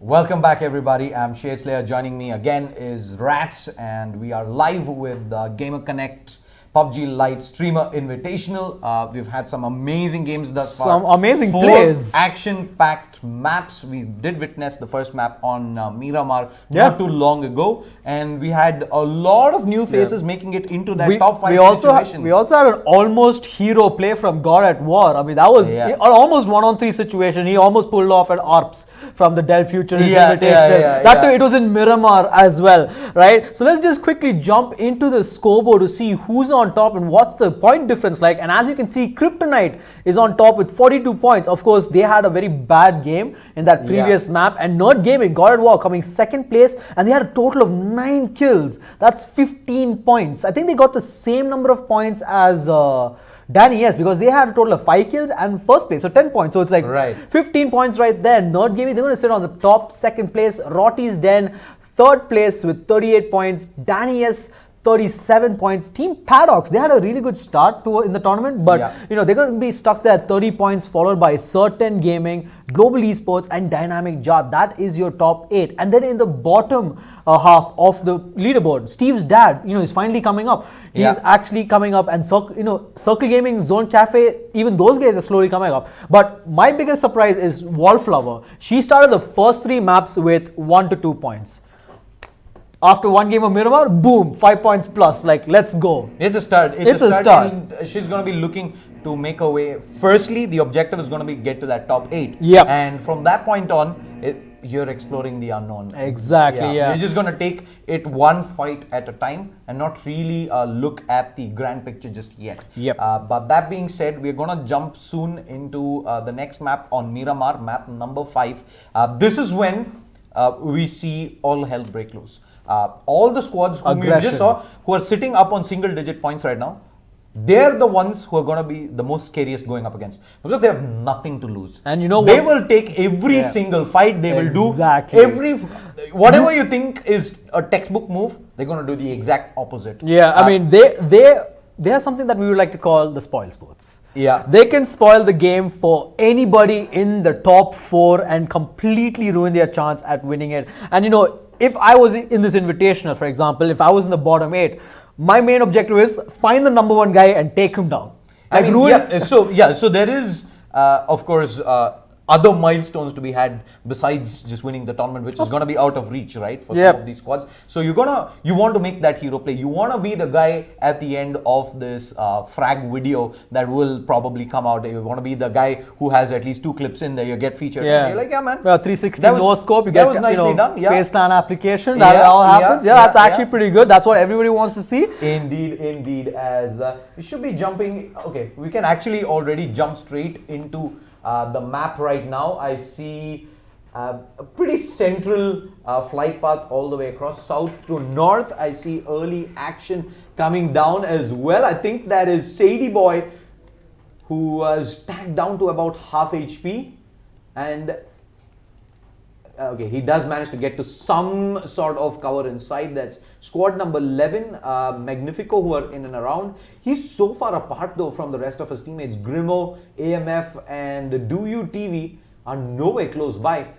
Even squad number 5 is just about parachuting into this area. Picardo is one of those super hot places to go. It is. Up in Park Games, and looks like map number 5. It's just gonna show a very similar flair here in the Streamer Invitational as well, right? Yeah, we got I think 3 squads here in Picardo. Dynamic Jart, Global Esports, and Rotty's Den. Now, Rotty's Den, we did see them come up from the bottom. But they came very late, and they came directly for the vehicles on the outside. Yeah, it's a good move that they made there. You know, they know it's going to be a hot spot, so they're going to take the vehicles and bug out. Whereas, you know, Global Esports, they're going to stick and stay because I think they know it's just another squad that they can handle it. They're confident about that. And as you can see, you know, like all of them, they're just getting all the weapons they can from the casino, from the stadium, all of those places. And Team Dynamic Jart, they're completely spread across Picardo here. Yeah, and with that, we do have the first zone revealing itself. It is going to be a very central zone, and more importantly, all squads except one are already inside the zone. Meow 16K. I like this decision. It's a good decision. It's a very good decision. They've been forced into a lot of early fights every single time. Early exits too. Which is the place people usually don't go in Miramar? It's those southern islands. That's true. But the downside in going towards the southern islands is the fact that the circle almost certainly never gets there. But we're going to jump over to more action here. We see Miokin already knocked down as squad number 13 are going to go for the full-fledged push. Blaze Gaming Whitey maybe has a small opportunity to get the res out, but the push is coming in thick and fast. They've got maybe about 10 seconds time before squad 13 moves in onto this position. Miokin, I don't think has the time for this the movement. full heal out. Yeah, he has the first aids. All right. So squad 13 actually put the break in, and that is going to give them a small opportunity to maybe heal up and take this fight. They're going to leave Nightmare 2K behind, and the timing's going to be key here. He barely manages to get into cover, but Guardian pushes straight up. As soon as this door opens, he does finally. He sees the second player as well. This continues to spray. He's out of bullets. He doesn't see Nightmare. He doesn't see the player straight up. Will get traded down, and we eventually have squad 13 pushing through, and will be able to get the full wipe out. And more importantly, the two knocked players are in no immediate threat. They will get the reses out as well. But that was a big mistake, I'd say, from squad number, I think that was 15 there. Yeah, Certain Gaming. What was that like? They got tunnel vision. They had 3 guys watching into the same direction and pretty much allowed one of those players to just straight walk inside, take 1 down, take 2 down, immediate turns across 90 degrees, almost finds the 3rd guy as well, and that just straight up was a disaster right there. It was a good push nonetheless. But remember this, Certain Gaming, they're not out just yet because there were only 3 members in that. What happened to number 4, the man himself, Certain Gaming? He is all the way in Monte Nuovo. He is all the way. He's on the other side of the road, right? So he knows what's up. He has to try and play this for position. But look at the map. Look who's close to their position. Oh, it's Team Kryptonite, and not the squad you want to be messing with. Especially when you have the numbers disadvantage. Picardo sees some fights happening there. I see a knock coming in I think it's Induyu TV, who managed to find a first knock in with the SLR. He's peeking wide straight into it. He immediately dances back into cover, and he has the AK. He has a spray that I think both people get tagged down to about 20 health, but immediately AMF. Oh, Grimo with the flank. For the punish. AMF is coming through. He does not spot the player inside, does he? Just barely does. On the left! AMF does across! Oh no, not checking your corners. Almost cost him there. Tags him down. Not low enough though for a knock and eventually a flush. And it will be GE keeping themselves for strong, a full squad wipe. More points in the bag. I think it was 4 kills coming in. Yeah, I mean, if we take a quick look at the kill leaderboard, you know, you see on top you've got Team Paradox, they got 3 kills, and Global Esports, they've also got 3 kills of their own. And yeah, so far, you know, this has been the trade, and we did see one team get completely knocked out, you know, that being Dynamic Jart. They're going to be taking that early exit out of there. By the way, what's happening with SR10? Is he still alive? Did somebody find him? So Certain has spotted the entirety of Kryptonite Cafe's team coming down, and unfortunately he's got no backup whatsoever. He's just going to use this time to stay in. Oh, there you go. Oh, I think RRG has spotted him. RRG has spotted him. That's the gig up. And now Certain Gaming needs to be very clever on the kind of fights he takes. RRG. He does not have bolt action. Oh, he does. Never mind. My bad. Oh. He has himself. He gets an tagged. M24, but he does get tagged low. And look at the players. They're all so well spread apart. And they're just buying time for Kinzu to go for that hard rotate across. In certain gaming, just taken down long range there. SKS to OP. That's unfortunate. RRG again with 1 kill. And that's actually going to put 2 kills for the side of Kryptonite in All this right, let's kill look leader. at the circle. The circle right now, we have squad number 10, that is Danny SN team, all the way north. Sid edge guarding right now, but there's pretty much no one there. Squad number 6 is making their way east of Crater Fields. South of water treatment, we have squad number 2, that's Circle Gaming Cafe. In fact, Must has already rotated towards San Martin. I'm guessing he's cleared that out already and he's waiting for the rest of his teammates to rotate back out. But look who is just south of San Martin. It is LXG. They're going to be in a good position right now to maybe look to mount an effort into San Martin, because last time, if you watched the previous game, LXG did eventually rotate into San Martin, I think in phase 3. Yep. And this is going to be a similar timing here where they probably move in, and if squad number 2 Circle Gaming hang around, that's probably a fight that will eventually break out. Far east, we have squad number 5, Rotty's Den, up at Generales. They're pretty much got a lot of real estate to themselves, in absolutely no threat right now. Should be able to make their way center circle without too much trouble.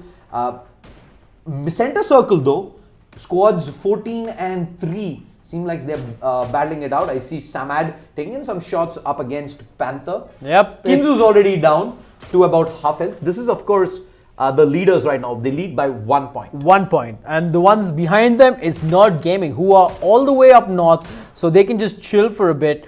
And meanwhile, Mithumad and Panther peeks out and he does tag up Samad right there. Samad was holding that angle for quite a long time, but with that SLR, I think this is a single tap across. And now he's looking to trade up against Mithumad, but he gets tagged down. 7 HP. Steve Dad actually did a lot of damage to Panther there, forcing him to use off a first aid. Yeah, he was taking a very wild peek, I'd say. There was 3 players who were looking up in his direction and he decides to hold the angle and still maybe get a couple of taps off. Not the best of decisions. But the rest of squad number 3 are also going to come in. And this is when I think things are going to start to get a little more interesting. Just fire.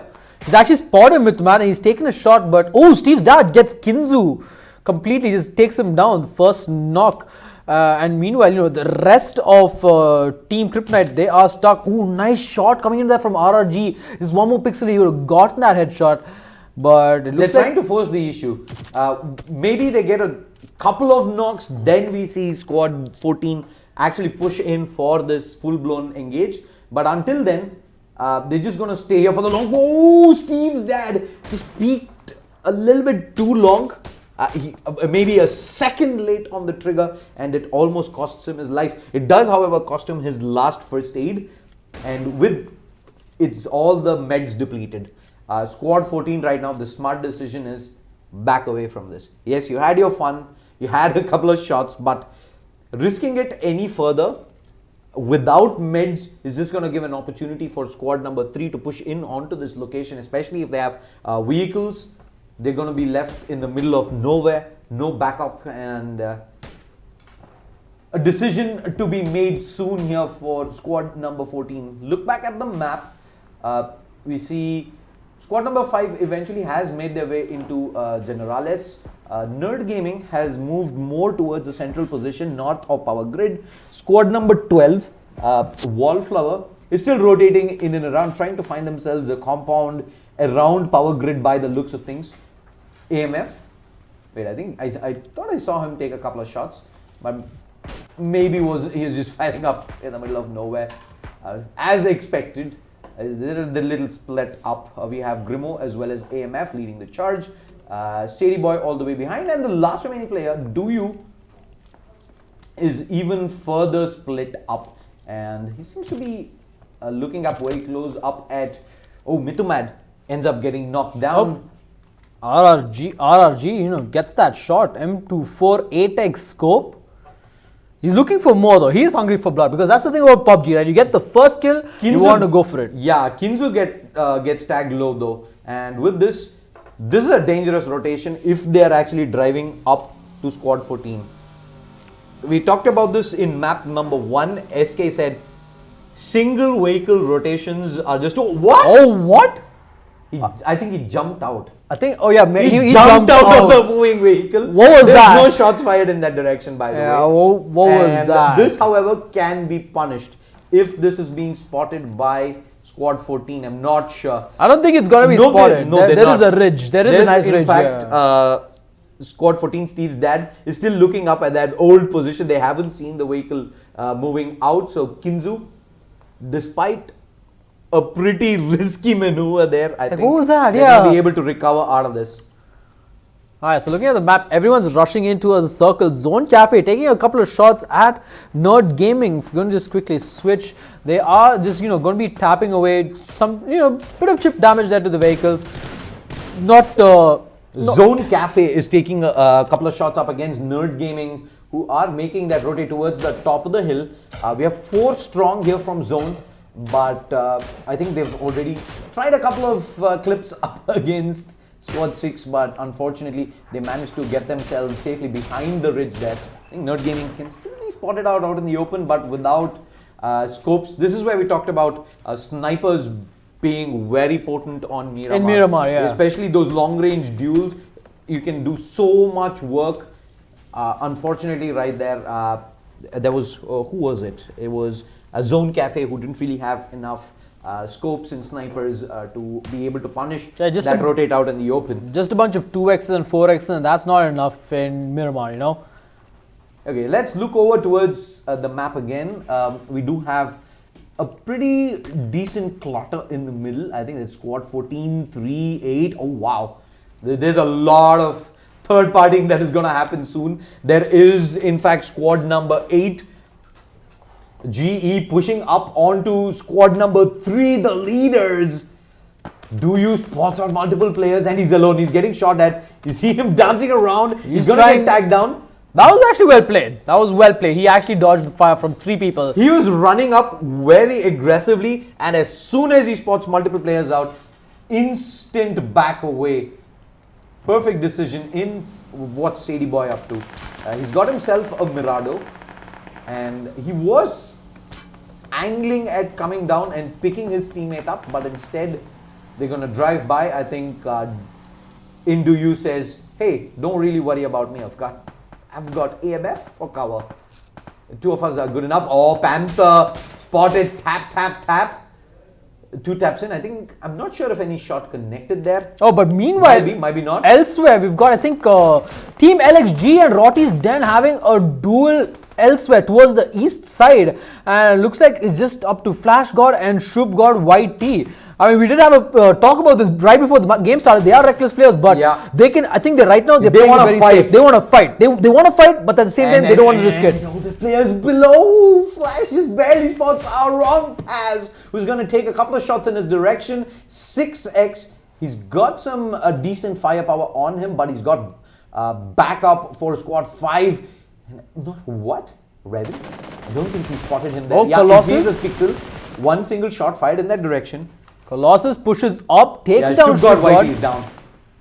Oh, that just leaves that just leaves Flash God as the last man alive. Last man alive. And but hey, clutches are possible. Clutches are possible in a game like PUBG. And Rotty's Den, all of them going up and above. Yeah, it's gonna come down to if he can isolate these into multiple duels. You saw how God at War played the last 1v3 clutch. We did, yeah. Is to ensure that they can't really push all at one shot.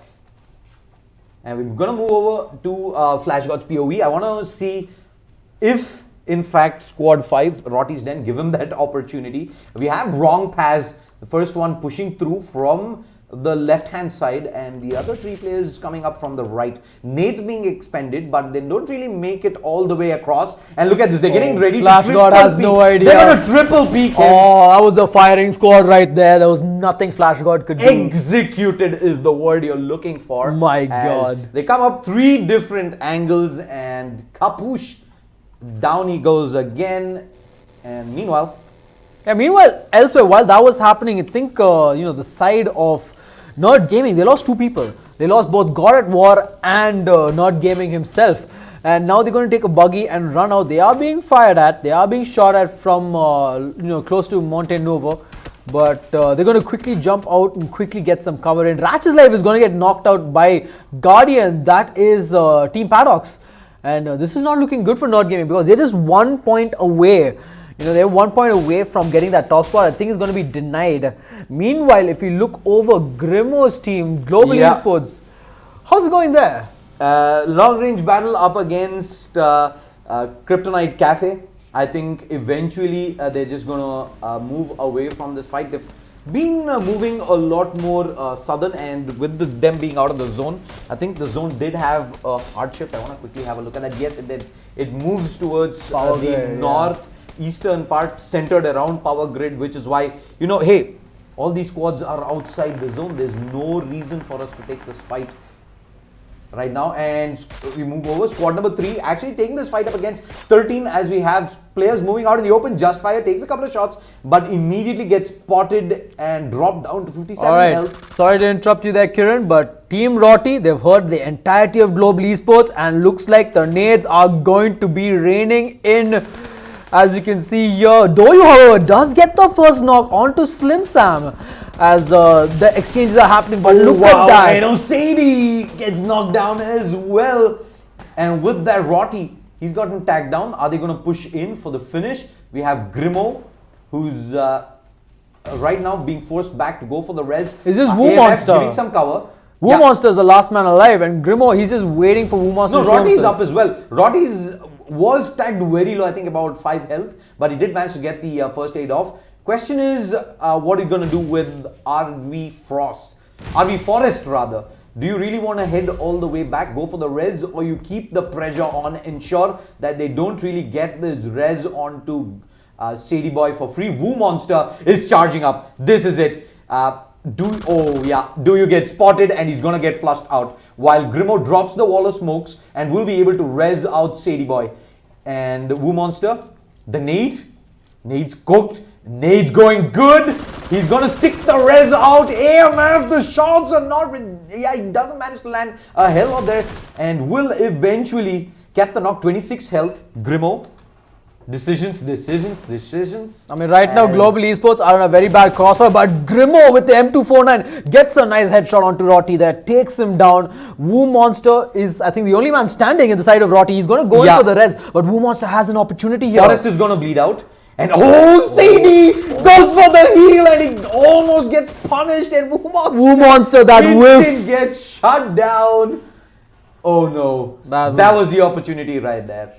Yep. But Sadie Boy goes for the heal. Meanwhile, 1 split second. Kryptonite, sorry for the interruption. I know we did see Global Esports flush out Roti's team, but Kryptonite, they were getting flushed out themselves by Steve's dad, who are being third-partied by Paradox's squad. And now actually they managed to survive. If Paradox's squad literally just saved Kryptonite there in that engagement. Because all 3 of them were knocked. Kinzu was the only one down. Kinzu was pretty much the last man alive, but it does look like we do have a small window of opportunity here for Kryptonite to actually drop the smokes. And, wow.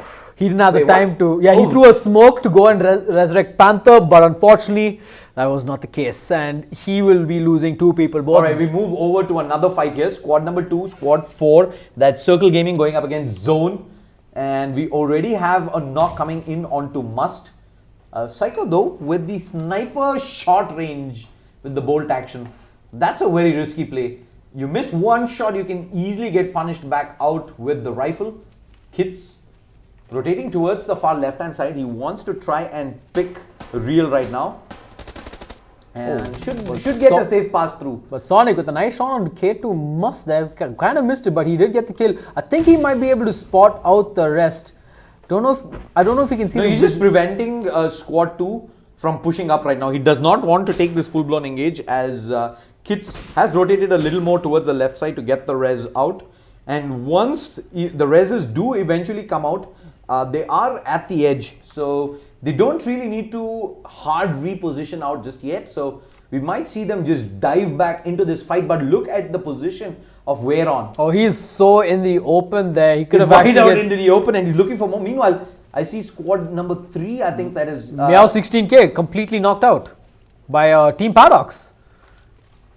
I think the only person left alive in that team is Meow 16K herself, and she's getting shot by everybody in that team. It looks like this is going to be the end for Meow 16K. Yeah, where's her teammates though? Nope, she I is see the 2 players. Oh, she's still up.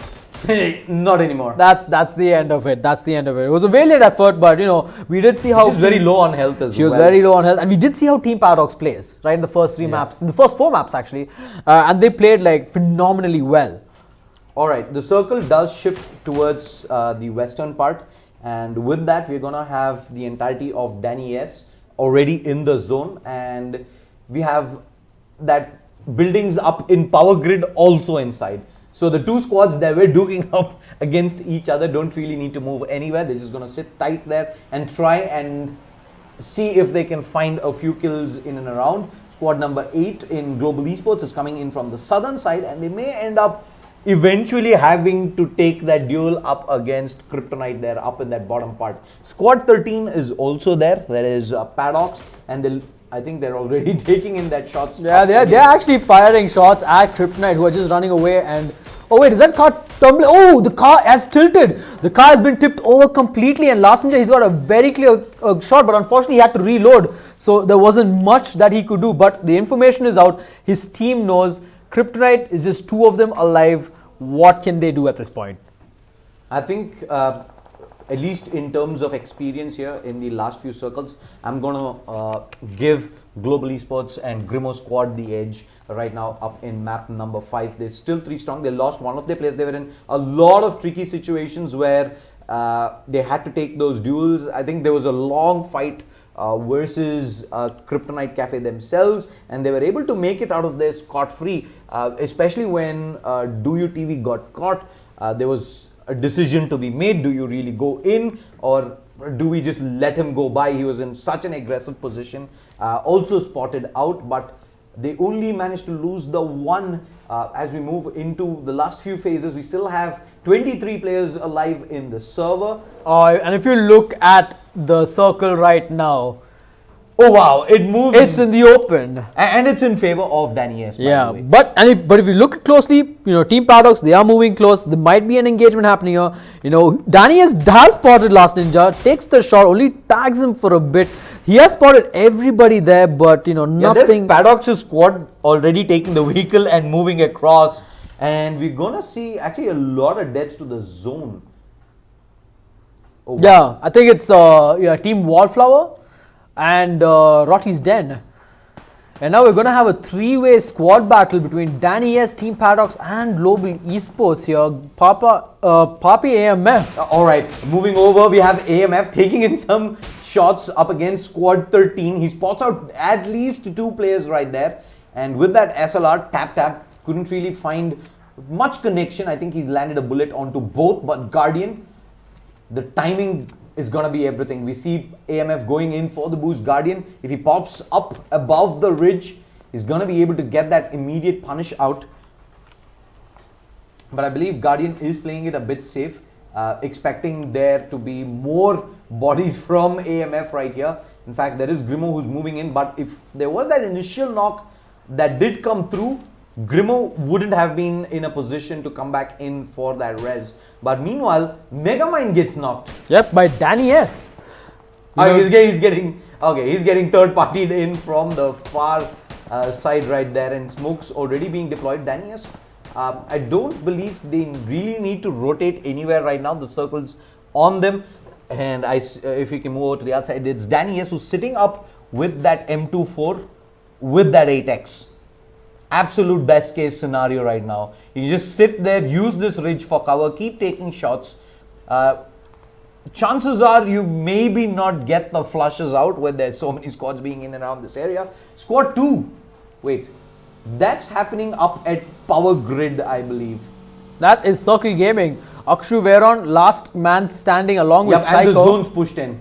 Yep. They're going to go for the res. Veyron needs to run out right now. This zone is gonna hurt a lot, and he will eventually give up on his teammates' run. Sohail is gonna be left behind to bleed out.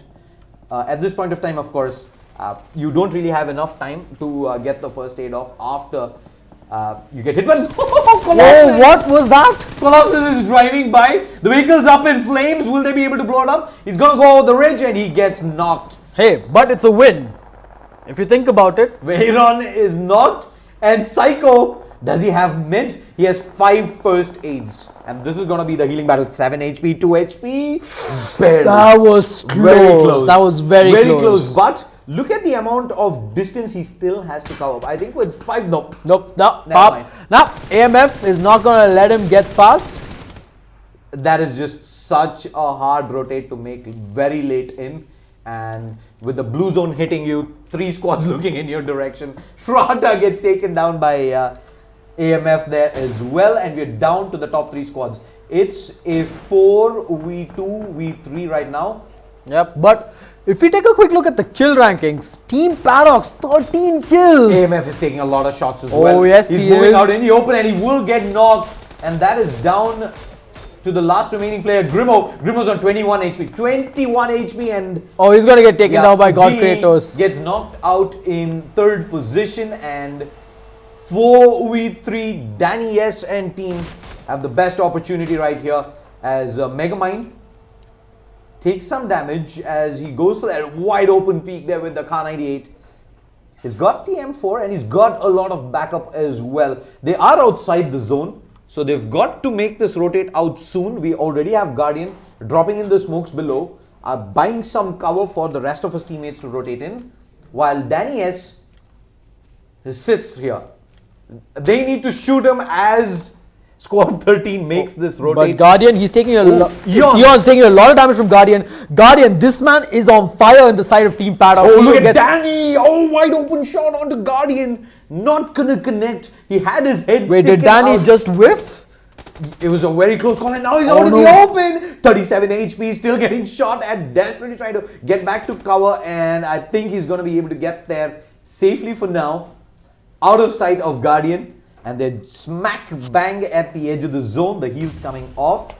This is a 3 versus 3 situation, and if Team Paradox wins this with the amount of kills they have, and Danny, he's going to be actually spraying down onto Guardian, but nothing connects. Guardian Wait, he's going for the wide angle peek with that M24. He spots him out. Oh. Quick flick across.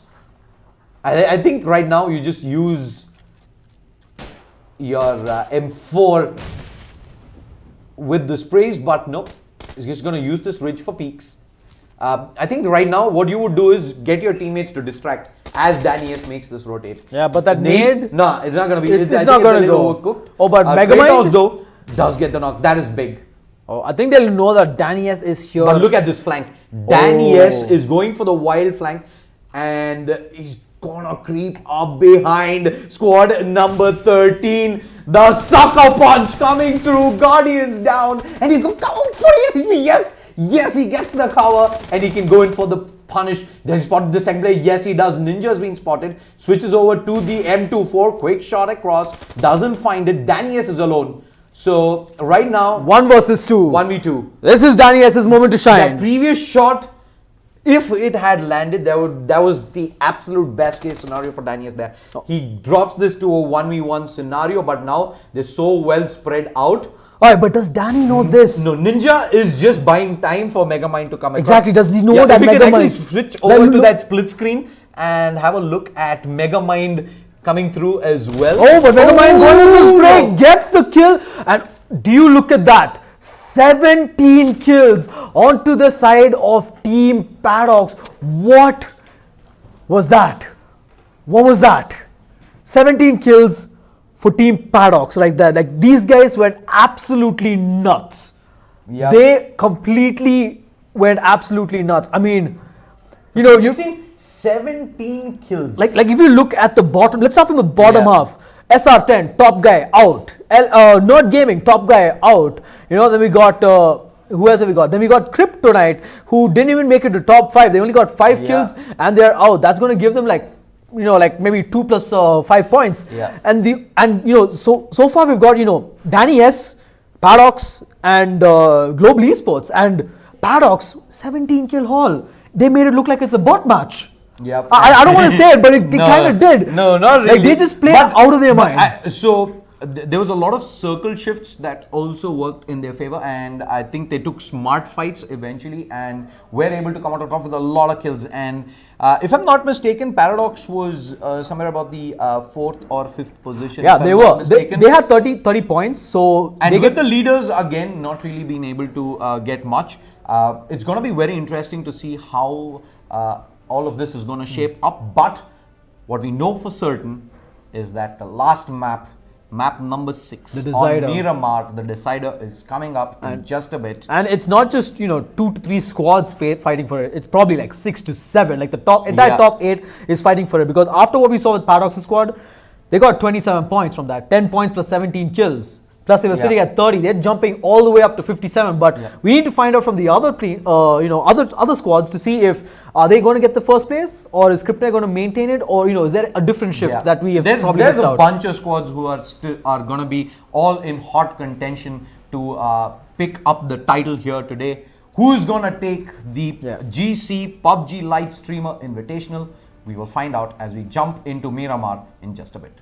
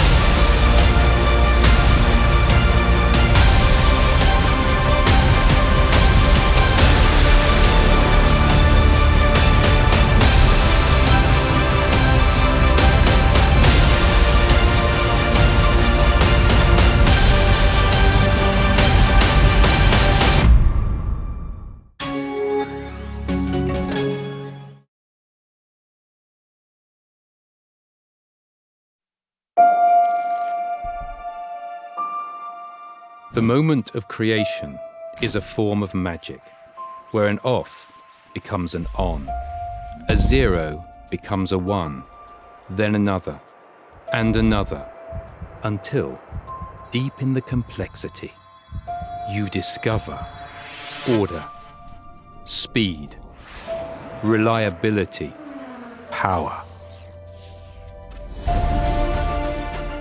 Experience the WD Black NVMe SSD.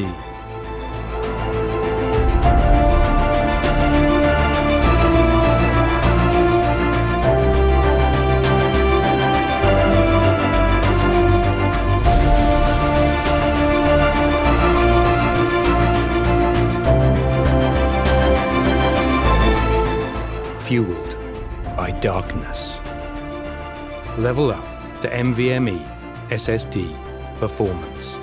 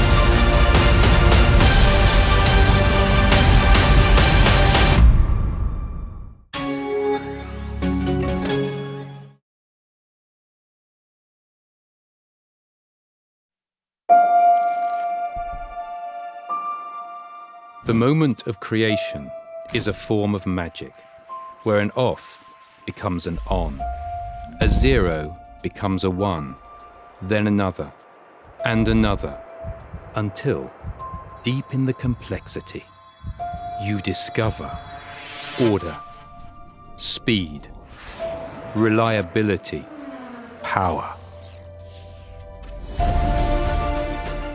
Experience the WD Black NVMe SSD.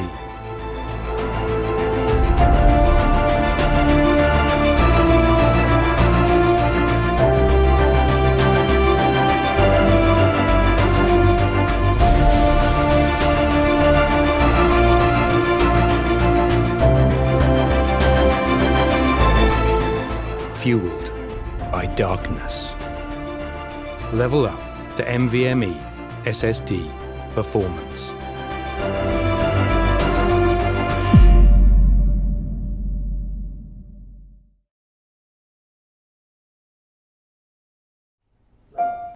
Welcome back, everybody.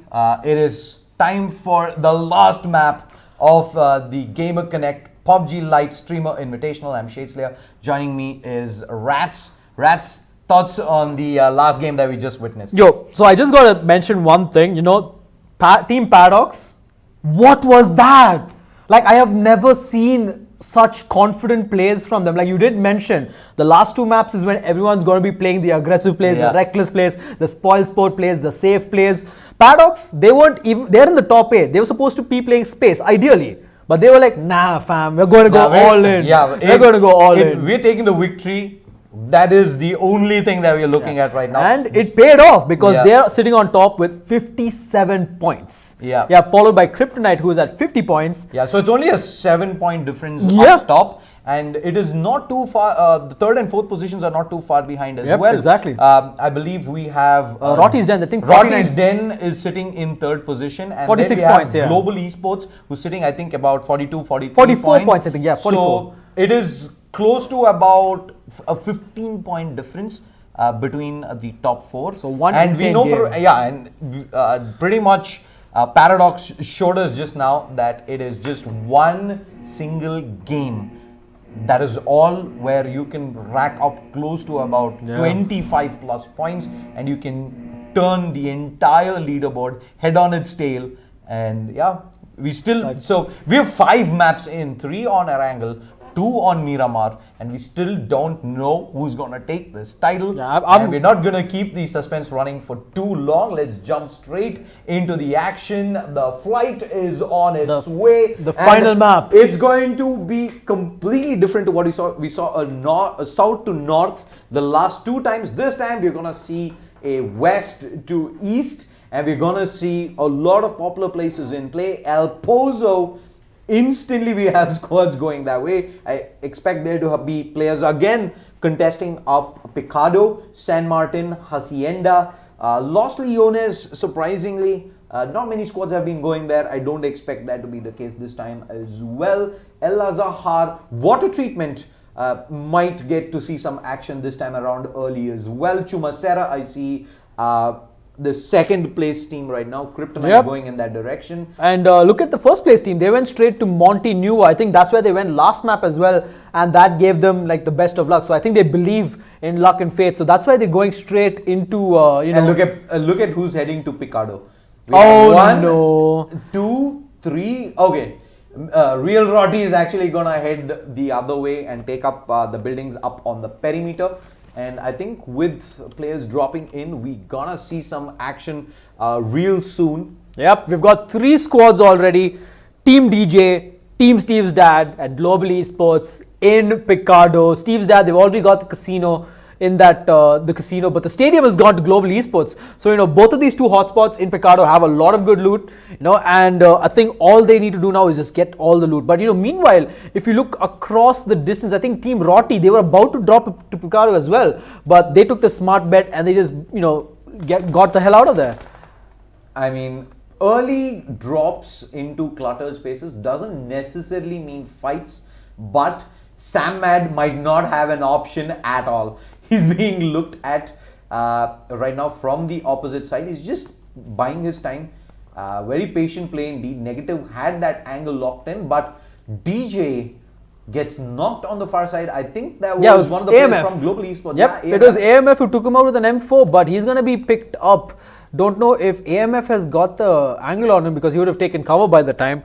But he knows that the squad of Steve's dad, they are on the other side. He's already given the info to his teammates. They are just, kitting up, getting the weapons needed. And they've already, like Sadie Boys, already got the angle onto Casino here. And look at the weapons. SKS with a 4X very early on is just an ideal situation. Oh, Sadie Boy. Samad? I think he had half his body peeking out there at the edge, and Sadie takes a couple of shots.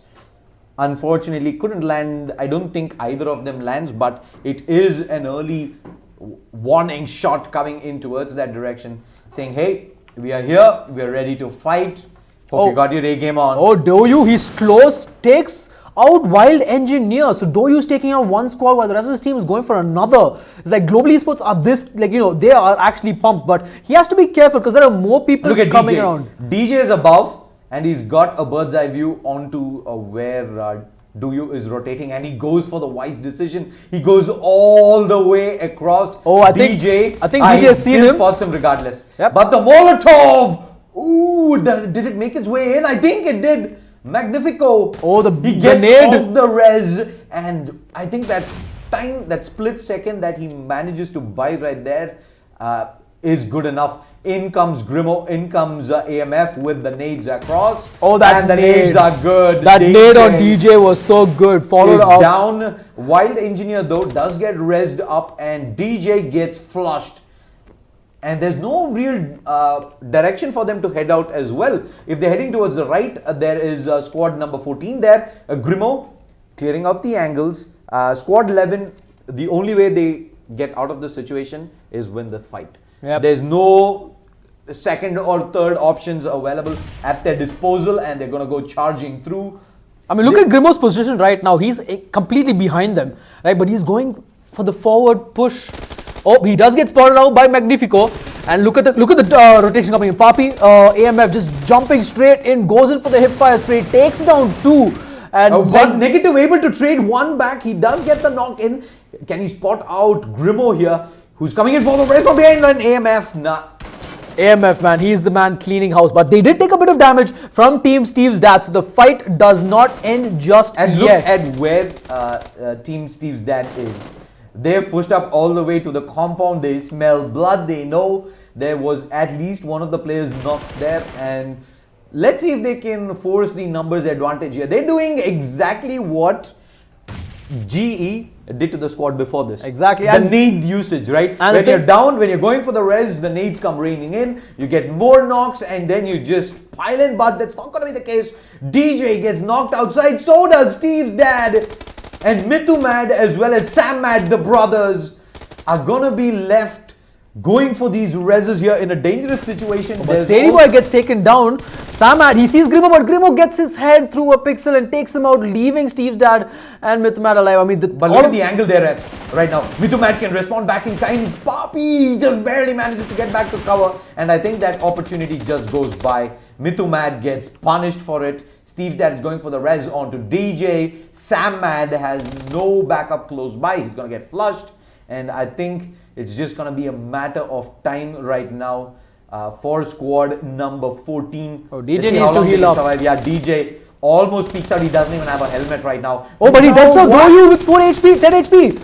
Ah, but unfortunate. Papi manages to clean up just as he did in the previous fight as well. And he should be able to res out.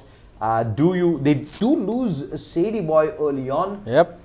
But, we got to give props to the AMF and Grimo, duo. Like in Global Esports, the whole squad plays really well, like in PUBG PC. But, AMF and Grimo. And then you got Sadie Boy and Roy. Right? And these are guys who've been there in the Indian PUBG scene from the start. From the start. Exactly. From the beta. Start indeed, yes. Right, they got picked up by Global Esports. They were also, champions of the GamerConnect PUBG PC Kolkata LAN that we had a couple of months back, and they're showing why they are the best in this. Why they are the best in PUBG at the moment. And they're actually transitioning those skills onto LITE as well. Yeah. I in fact happened to run into them a couple of times on the lights. I was like, hey, is that Sadie boy? And I get shot from halfway across the map with the SLR. I'm like, yep, that's him. All right. The circle does move all the way to the south side, and we still have about 30% of water encompassing this circle. So is going to be very few real estate areas that the teams can effectively use. One of them being the north edge of that circle, where we currently have LXG Esports rotating in. We already have squad 12, that is Wallflower, also holding a compound not too far away from that angle. And once the rest of the squads 2, we also have squad 4, squad 7, squad 5. All of these guys, I think, are going to eventually come towards that northern side, and we're going to have a big duel break out at that edge. Yep, I mean, if you look at the southwestern side, our top 2 champions, top 2 in the leaderboard, are right next to each other. Will they have an engage? I'm not 100% sure about that, but if they do, it'll be the engage that decides who goes beyond, who wins this. In a way, it's like an early decider. And Kinzu, he's going to be the man who's going to be... Megamind and Co, that is Paradox, yeah, Paradox's team, yeah. And Kinzu going in for the scouts, trying to get some loot for his boys, also get some information. Because, most teams actually employ that strategy, have one guy going alone, scouting the entirety of, where their surroundings, find out where the enemies are, and then, they make their move. Yeah, I'm going to try and find some fights in and around. I see Picardo becoming soon a hot drop zone. Let's see. Picardo, we have GE in fact. Running in and straight up. What? Mamba SR just fell off a vehicle. Okay. So yeah, vehicular accidents popular in PUBG, PUBG PC, PUBG Lite, and especially standard, especially in Miramar. Yes, yeah. I was just about to say that. Miramar, such a crazy terrain to ride on. It just happens so much often than what you would expect it to. And alright, we're gonna see action coming the way eventually towards Picardo. We have squad 1 holding the angle down, and we have Circle Gaming pull up. Here comes. They're coming up on the Scooby-Doo van. Shots being fired there by DM Guru. Hold up. Oh, they actually drove in hot. Straight in with 2 players. There's Veron as well as Sohail. Straight up in, we have DMG as well as Dora. 2 different angles. Dora, is he actually going to look to charge in? He's looking for an angle in onto the players in that adjacent building, but staying inside the building, he's not going to be able to spot either Sohail or Veron. And Sohail. Oh, but DM Guru gets taken down there by Veron in that barn. That is rough. Dora will eventually come through, and he's spotted. Dora's been spotted here by Sohail. Sohail's really low though, and he can land 2 shots. Oh, Veron looking the wrong way. Dora gets the punish, and Dora, I'm not sure if he spotted the feet there, but there is one player up on the far side.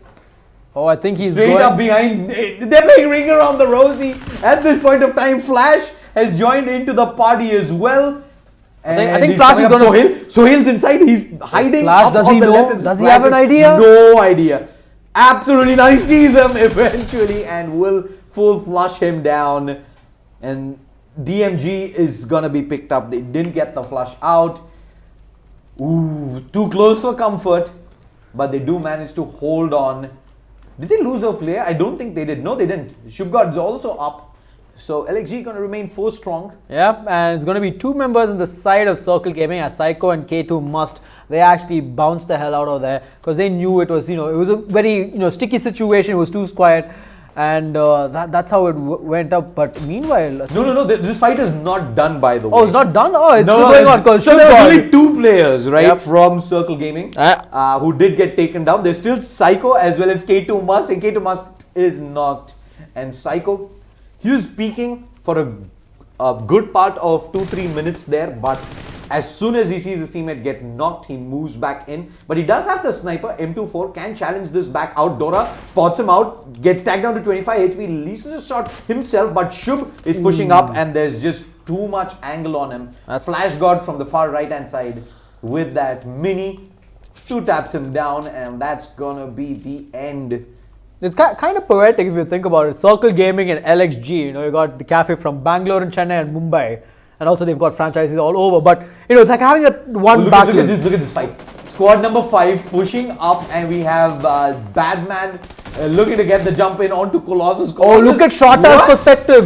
And look at wrong pass coming through as well, and Badman needs to go for this res. 2 players knocked. Badman takes a lot of shots as well, and that is it. The end, as squad number 5 in Rotty's Den also gonna blow up that pickup truck to celebrate. Because why not? Because Shota had an amazing angle there, but he whiffed every single shot. And he got shot behind. He got third party to bit there. I think that was from squad number, if I'm not mistaken, it was squad number 12. There's squad number 12, and there is, of course, squad 1 behind Rotty's Den right now. But I think with that smoke covered and with that vehicle still up, they have themselves a pickup truck, they have a bike, should be able to get out of this situation and back into the next circle. Oh, Kiran, I'm so sorry. Yep, sorry to interrupt you about the next circle, but there's going to be a fight between our first place team, Paradox. He is going to be fighting off against Nerd Gaming, Guardian with the first blood onto Twitch flying. Yep, they've moved into that compound and got it, or we're at a fair bit of distance apart, and Guardian just pushes in without any sort of contest, and I think he should be able to get the flush out onto flying. And squad number 6 are gonna go a man down. God of War though, pre-firing through. There is a lot of cover in from those trees up above, and Wolf Guy doesn't manage to get shot at. He's gonna survive that, and squad 9 can also third party into this. We have Slim Sam, but he has himself a barrel with a suppressor. If he manages to hit some of these shots, that's going to be absolutely nuts, rats. Yeah, it's like, it just comes down to this. I mean, you know, right now... Just watch that recoil go off from Slim Sam. But they are being fired upon. They are being fired upon because Wolfie Guy knows where they're shooting from. He's got a really good peak angle. But meanwhile, Last Ninja, he's actually taken a lot of damage. This is not looking good for them. Guardian, however, is going to tap away. A lot of damage dealt to God at War. And just 3 members left alive in the side of Nerd Gaming. You know, Last Ninja, he's going to he's going to heal up, but this is actually going to be risky for Team Paradox because they can't afford to lose at this point in the game. You know, we're 15 minutes in, 10 teams alive. They at least have to make a top 2 finish with a really good score if they So there is 2 places that action's happening. Center circle, where we have 3 or 4 squads that have early rotated across, and then there are the latecomers who are all on the north side. Squad 5, 12. 8, squad 1, 15, 12. That's half the server that's just about getting into the circle. And I think squad number 6 is going to take a full-blown fight. Let's move over to the other POV.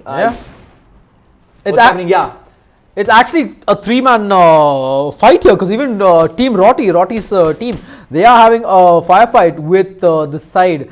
Look at that, RVX Forest. All of them have got the high ground. Team Paradox, I think they might have made a mistake, you know, sticking to this compound. No vehicles, they can't get out. They're completely surrounded by, you know, the side of Team Rotty in the eastern ridges, and you've got God of War from the southern ridges who are just taking shots at them. So there's nothing. I mean, they have to do something about this. They can always try and come out of it, but it's going to be an impossible task. Ooh, I see Rotty tanking a shot there. He was taking a couple of shots at that squad below, and eventually does get responded back in kind. Meanwhile, up towards the north side, I see squad number 5 who's making that rotate into the zone. I think they're going to take the long way across, and doing so will avoid Team LG. Oh, wait, what? Raven just turned around and is coming in this direction, and he's on a bike all alone. Oh, look at Strata though, charges straight up against LXG and again taking a fight. First man's already knocked down, more shots fired. Wrong pass is in the worst possible position right there. And Colossus is just alone. He's knocked as well, and it's just Raven as the last man. He knows that his team is, he knows the fight is lost. Yeah, he has to run away. He turned across. My vision was completely tunneled in onto Raven, who was making that rotate on the bike. I just managed to, at the far latest second, spot out that entire squad just drive in. That's a big mistake. I was talking to, in fact, Flash God after the first 2 maps, and I was like, you cannot pretty much drive into a compound late into the match. You're gonna have to expect squads to have early rotated and take some of these compounds for a better position, and that was pretty much textbook definition of why you don't want to do that. Squads in position, you move in, the first player instant gets knocked down, and at that point of time the fight's already lost. Let's move over to squad number 15. I see nades being chucked by Certain versus Global Esports. Now we gotta also point out that Certain, he is a content creator for Global Esports and he's facing off against their team. Nightmare 2K does get a really good knock onto Doyu, leaving, I think it's Papi AMF as the last man alive, if I'm not mistaken. He is, and it looks like he is going to bounce out. He's again the solo player in this final stage of the final few stages of the game, and he has to be careful. I mean, look at also, let's not forget about the side of, Kryptonite. They were completely in one spot for 15 minutes, and now they're starting to move. Right? Yeah, they're moving into the zone from the northwestern part of that circle. Raven's already in. Papi though is going very close to where Raven is, as well as Nerd Gaming Squad. And we might see an edge camp actually come out from Kryptonite, and they may be able to edge guard up against the leaders. Wolf Guy and Co, they're just moving out in the open. One of these shots here, if it lands, might just be value worth in gold for squad number 3, but unfortunately they're using the ridges well and they're not going to find themselves an open shot, and Guardian as well as Wolf Guy will be able to drive by pretty safe. Oof, that would have been scary there, rats. It would have been. It would have turned out pretty bad for both sides. Even if one side went out, the other side would be left with just one person alive, and that it'll come down to them, to be able to clutch the whole, tournament win for their team. Pretty much what Raven as well as AMF are gonna have to do for their squads right here. GE, they need every single point, and AMF, unfortunately, being the last man alive, they have 2 kills, and it was, if I'm not mistaken, close to a 15 point, maybe a 14-15 point lead that who was that? That was Paddox who did have that lead. So just making it to the top 1, top 2 situation without the rest of Paddox or in fact Kryptonite there is not going to be enough. Yeah. So you're going to have to take these fights eventually, but I think Paddox might just have been spotted. I have God of War looking towards those windows right there. Yeah, I mean, Ratchet's Life has got AMF in his sights, while God of War's got, who's God of War looking at actually?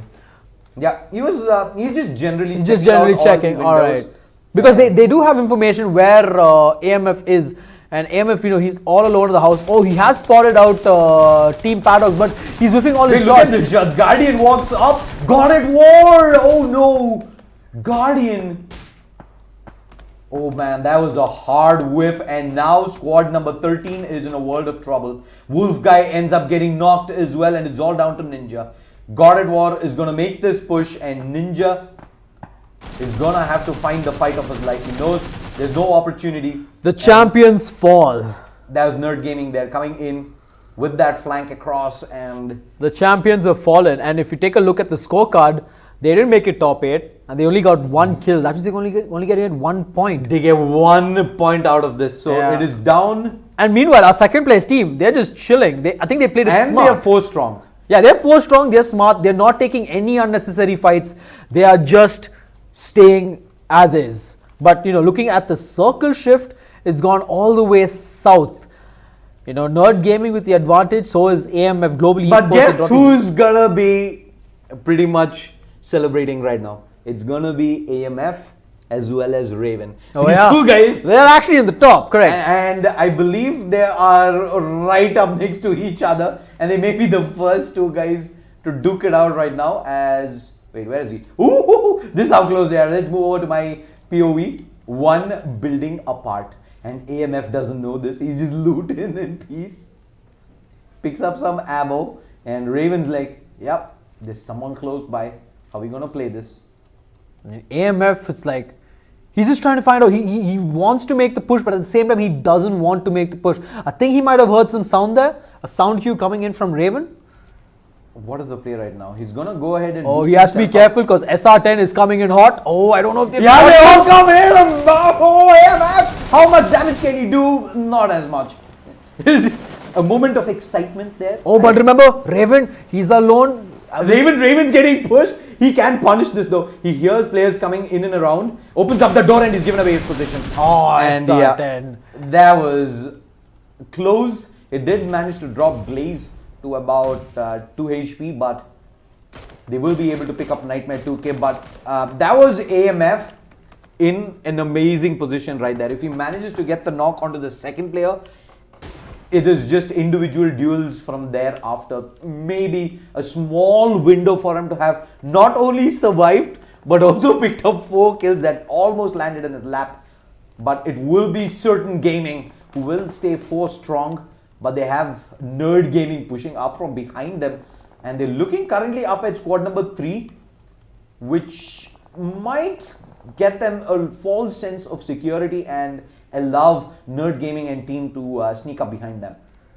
I also see some kills coming up top. I think there's squad. Yeah, I think it's Rotty and Danny S fighting in the eastern part of the circle. Looks like Rotty has the advantage here. You know, Slim Sam has been knocked out. So has Woo Monster because there was a trade. But Woo Monster did get 1 kill off of Danny's team, right? And now they have to play the gatekeep here. Make sure nobody comes in. Rotty. Oh, Danny S takes in some damage as well. He goes down. It's going to be onto Kratos to get the job done. And Shubgod also looking for the flush in onto Eon. Not going to find it. He's sneaking in onto this. He's third party. He's trying to sneak a couple of kills away from real Rotty right there. He spots one of the players down. Danny S is also down. And he's snagging the kills. Will eventually get spotted and shot at. And Rotty, I think, is alone. Rotty is also going to go down. Shubgod drops. But I think there was third party coming in from squad number 6, Nerd Gaming from a far side. But Shubgod does drop to safety and he will be rezzed up. So a couple of kills going the way of, I think, LXG there. Coming in at the opportune time. Well, Real Rotty got distracted. But Team Danny S, they actually have to thank LXG because one of their members during that entire... Kratos was ready to fight. As soon as he sees 2 players get knocked, he's like, yeah, I'm heading out. Yeah. It's time. And the distraction from LXG I'm not sure if that was a decision to actually get away from the fight or to go to this drop right here. I never know, you never know. But I mean, he's got a nice drop. What he's going to find though. He has 5 first aids, 5 bandages. Let's move over. I see in terms of weaponry, I don't think he's picked up any weapons. I think he's only got the level 3 helmet and armor and bag on him. I think he's got that drop. Yeah. Okay, 9 out of 10 times that's going to be a Mark 14. It's probably the time where you say, hey, I don't want anything in the drop. Again, a discussion that I've had with multiple times. Mark 14, you consider it a sniper, but it is amazing as an assault rifle if you have it on full auto, close range, it just shreds. I think, sorry to interrupt, but I think Just Fire from the side of Kryptonite, he has down. And he gets full flushed out as well. That is Just Fire and team pushing up. And they spotted out Myokin as well. The nade is good. And they just throw the sucker punch. 1, 2, and they get the kills in. Squad number 15 is up. But squad number 6 is up next. Yeah, up in that compound below. Like in that previous engagement, Certain, they were actually demolished by 2 different squads. Nerd Gaming and Kryptonite. I'm actually going to give Kryptonite because they are apart from, the cafe teams right now, Kryptonite and LXG are the only teams that are 4-man strong, right? So it all come down to this. Oh, Nerd Gaming is going to find Just Fire, takes him down. Nerd Gaming had an open angle and he's immediately flushed out as well. That is rough for squad number 3. And I think that was the last remaining player, right? No, they have players who are rotating across. There's RRG as well as Panther on the side. Just the 2 members alive in the side of Kryptonite. We're down to the top 3. We have LXG who's 4 strong. We have Nerd Gaming who have 3 members. And we have 2 members from that is the second place team in Kryptonite, who's going to move all the way down. They're going to keep the water at their back, ensure that they don't really get third party in. I think I like this decision. Yep. But moving up the hill when a team is holding down the angle is just too hard. See, if you take a look at the kills, LXG is on top with 15 kills, right? And Nerd Gaming's got 8 kills. So Nerd Gaming, they have to win this in order to try and clinch that championship point. Otherwise, Kryptonite, they just have to play it for position, get the last 4 kills or 2-3 kills, whatever it may be, and they'll be able to win it out. Yeah, I think right now they've already done enough maybe to secure the title, but it's going to be tight. It's going to be close between them and Nerd Gaming at this point. Look at LXG, they're pushing up. I'm not sure if they know of, oh, never mind. He's getting shot from above, 5 HP. He's gonna have to move back to a more defensive position. If Flash God had actually been moving across from the beach itself, he would have run into Panther in about a couple of seconds. But instead, it is Nerd Gaming who pulls his attention away, and they drop DMG. God of War raining from above, and he spots out Flash God as well. Does a lot of damage, but meanwhile, they're using this opportunity. Oh, that one tap is going to drop Flash God as well. But TTX Panther, he's down as well. 2 players down on the far side. LXG looking to capitalize. Shook God almost gets naded in. Timing's going to be, I think he spots the battle out, goes for the spray. He's up, he comes up Trump, and he's going to go for the flush as well. And with that, squad number 6, Ratchet's Live as well as Nerd Gaming, they were far below, and they had absolutely no chance of getting the trade out. Should got nade coming his way. Needs to reposition back out. He sees 2 nades coming through. Nerd Gaming whiffs the entire spray across, and he survives. Meanwhile, RRG manages to get the res off onto Panther, and I think with that, they have to Kryptonite are in a crazy position. Ratchet's Live taking in damage from the blue zone. Needs to move across as well. Not a far distance though, needs to jump back down to about half HP. But right now, it's anybody's game.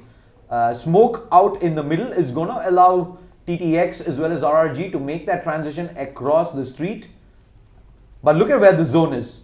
The zone is in favor of Kryptonite, and it is down to Nerd Gaming as well as Ratchet's Life to actually make that push across. But without utility, making their push through that street right there is going to be downright suicidal. Yep. And on top of that, RRG, he has an M249, right? Oh, but he is taking a bit of damage. He has taken 25 points of health off. He does have a bit of boost. Look at Panther. Panther's got the angle onto Nerd Gaming. Ratchet's Life, though, has already made his way through. Are they aware of this? Yeah, now they spot him. Oh, but Ratchet's Life! That spray down was absolutely insane. What? Man! What was that? Shade, what was that? How did Kryptonite miss that? RRG and TTX Panther, they had the sight on him. RRG had the M249, but Ratch, he's like, nah, I've got a scar with the 3X. And wow, and that too, it was a 14 kill game. 14 kill plus 10 points. I don't know if this is enough for Nerd Gaming to take it to the next, to take it to the top. I actually have no idea if it's enough. I have no clue. Like I'm right now. We just have to wait for the admins. We just have to wait for the admins to tell us what the final scores are. Like, because I am actually dying to know who is on top right now. Because we saw Team Paradox. They kind of flushed out early on, and then we had other contenders like Global Esports, Rotties, and they also got completely taken down. Then we had Nerd Gaming as well. Nerd Gaming and Kryptonite. Like Nerd Gaming was the only one. It was between these two. And then, Nerd Gaming ended up winning. Ratchet's Life played amazingly well, like out of his mind, right? He played out of his mind, and he's also an amazing streamer himself. So you guys, you should definitely check them out. But you should. Yeah, big shout out to all the streamers and cafes. Yeah. The 10 streamer squads that did participate, as well as the 5 cafes. Without them, we wouldn't have had these 6 explosive maps that we witnessed today. We're actually going to take a quick break. Don't go anywhere. We will be back with the final scores to see who is your champion here today in the GC PUBG Lite Streamer Invitational.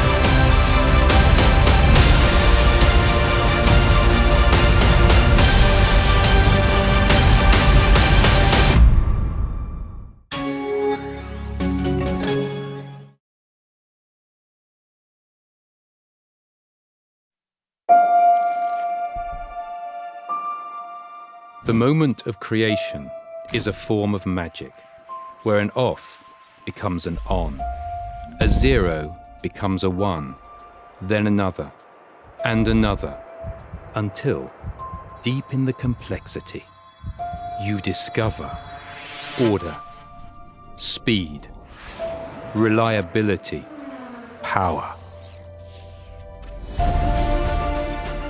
Experience the WD Black NVMe SSD.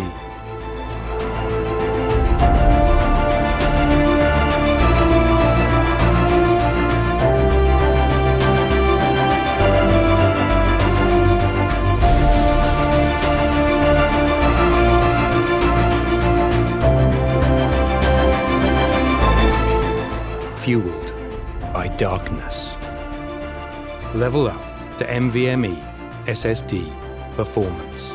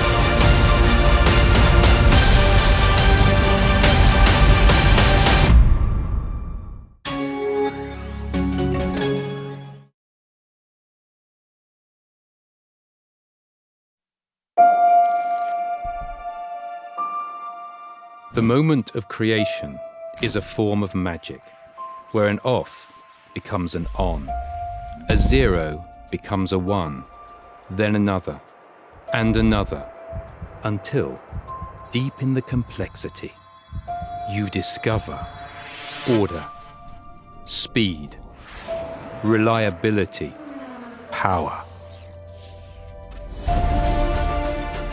Experience the WD Black NVMe SSD.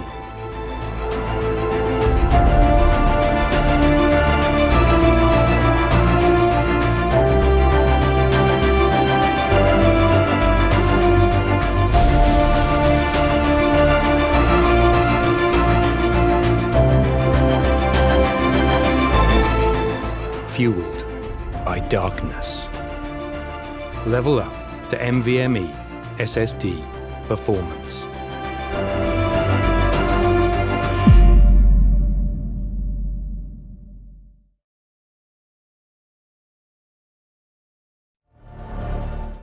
Welcome back, everybody. We just witnessed 6 explosive maps here in the GC PUBG LITE Streamer Invitational. That last map in particular, Ratch's life, what a end. That was a crazy spray. Yeah, amazing spray. They just, and yeah, credit is due right there for a crazy end to what has been, it's not something I'd expected walking in today. I thought, okay, some of these squads are going to do far better than the rest of the server. We're going to see a landslide. Yeah, we had like I personally had expectations. A couple of teams, like to name a few, I had expectations with Global Esports and Danny S. Yeah. Right, I did have expectations, but Nerd Gaming, Kryptonite, and even Paradox, I was blown away. Like I was completely blown away. Like that was just absolutely mind-blowing. You know, good set of games of PUBG Lite. You know, and I'm not someone who plays PUBG or PUBG Lite or PUBG PC regularly. You know, because I'm not a big fan of battle royale games. But I must say that it is one of the most enjoyable spectator sports to watch. Super because fun. There's action happening every time, like all the time. Someone's headshotting someone, someone's throwing a nade on someone, someone's hitting someone with a frying pan. I mean, I haven't seen that in a pro game yet, but if I do, I think life is complete in terms of my esports spectator career. Yeah, with that, a shout out to PUBG Lite for giving us the custom access. And giving us the wonderful game that we did get to witness and hopefully get to be a part of in the days that come by as well. Big shout out to all the sponsors who are making this event happen. NVIDIA, Dell Gaming, Alienware, WD. It's been an absolute blast. And also a big shout out to the streamers who took part. You guys should definitely go ahead and check all of them out. They all spread across, YouTube, Facebook. Some of them even stream on Twitch. If I'm not mistaken, Rotti is the only Twitch streamer here. But Grimo. Grimo, of course, I forgot about Grimo, but Grimo is also there on Twitch. But also another huge shout out to all the cafes who are participating. We got LXG, Circle Gaming, Zone, Rotti's Den, and of course, crap, I kind of forgot the last one. The Zone Cafe. The Zone Cafe, I apologize for that. But if you guys want to experience PUBG Lite or even PUBG PC, these cafes actually have, experience zones, with awesome high-end PCs, where, or even proper PC where you can play both the games and have a wonderful experience. So if you are from, if you're in any of the cities. So you've got the full experience, You got the full experience, First, you can go down to cafes and you can play PUBG Lite yourself. Secondly, you can go back home and you can watch some of the amazing streamers play PUBG also, as well. Also, the third thing is, since many people are looking for teams in a game like PUBG PC and PUBG Lite, since the esports scene is growing, you can find like-minded gamers, form a team and play with them. Who knows, you might be like the next best team in India, possibly the world. Yeah, and the best thing about PUBG Lite is the fact that it is Indian servers. It's dedicated Indian servers. It's dedicated Indian servers. It is 15 to 20 ping almost on all scenarios. And also it runs on super butter smooth. It leads very less PC specs to play in as well. So even if you've got an old dusty laptop, you can dust it off and you're like, you're good to go. And anyway, so with that, before we get done, I'm pretty sure all of you like, enough of the jibber. Can you show us the score? All right, but before the scores, I actually want to keep you waiting for a second. The predictions. Because I'll be honest, I like. He was waiting. I like playing with the chat from time to time. But I just want to ask you, Shade Slayer, like, who do you think will win? Who do you think is going to come out on top? Number one. I don't know, man. I mean, we had Kryptonite leading all the time, but I just hope that that eventual final spray had something to do with the scorecard. I hope. So nerd gaming is what you're saying, right? Yeah. I'm going to stick with my answer saying Kryptonite because, one, it's a cafe team from Ahmedabad. I visited the cafe. It is a really good cafe. And number two is that they played it very smart towards the end. They got a couple of kills. Not enough, but I hope that it's enough to give that, like a 1 point plus difference. So I'm hoping that Kryptonite will win it. So I think let's just see how close the score actually is. Drum roll, please. Let's go. Just waiting on the scorecard. Anytime now. There we go. Oh my God! Wait, what was the points? Oh, 6 points. 6 points. 6 points. So if you actually consider the 2 kills at the end and the 4 position points, so it would have been a 6-point swing across. Oh, so that fight did actually. It was very close. Yeah. That was a game-winning fight. Yeah, game-winning fight. Totally not scripted, by the way. But will take second position. And Paddox, shout out to you. And my apologies. It is Paddox. I might have said Paradox. Yeah, it's okay. Shadslayer got it. He gets it. He gets it, man. So 58 points in third position. We do have GE coming in fourth with 52. Roddy's Den with 51. Danny is also on 51. Certain Gaming in seventh position with 40. And LXG with that third place finish at the end, man. Yeah, I think they got a total of 11 kills. Yeah. 11 kills in that last map, which got them into the top 8, which is awesome, by the way, because they were actually in the bottom half for the majority of the tournament. But I am actually glad that there are many teams stepping up. Rotty's Dens, PUBG's LITE Squad showing up, SR Certain showing up, Paddox, and Nerd Gaming as well. These 4 guys, wow, that was just some amazing play coming out from them. And I'm just glad that a lot of people are showing their interest towards the game, and the esports scene is growing. And I'm just glad we got to watch some amazing PUBG LITE action here today. I'm glad I got to cast again. Yeah. Welcome back to the casting desk. It feels good. Good. And with that, final shout outs, Rats. I'd like to give a shout out to all the teams, everybody who took part in this, our sponsors, NVIDIA, Alienware, Dell Gaming, WD Black, PUBG LITE, of course, and of course the hardworking team, from here, the GamerConnect team, for making all of this possible just for you guys. Thank you so much. And also a big shout out to Kiran, for taking time off from the ILG tournament and, coming here for this. Also, shout out to all the viewers who tuned in. All the guys at home. Enjoyed the action. Don't forget to hit that like, share, subscribe to the GamerConnect YouTube, as well as like the GamerConnect Facebook page for a lot more esports and PUBG LITE action coming your way in the coming months. And also another thing, if any of you guys are from Lucknow and haven't registered for GamerConnect Lucknow, do so. The link is in our pinned post, or you can go ahead and check it out at our site, gamerconnect.in. Kiran and I will both be there, so you can go ahead. You get the chance to play against us. If you want to, show off your skills. There's a bunch of amazing stuff planned up for you. So if you're in Lucknow, if you're around Lucknow, if you're anywhere in India, I'd say Lucknow is the place to be for GamerConnect this weekend. And with that, this is Shadeslayer as well as Rats signing off. Goodbye, good night. See you all at Lucknow this weekend. Good night, guys.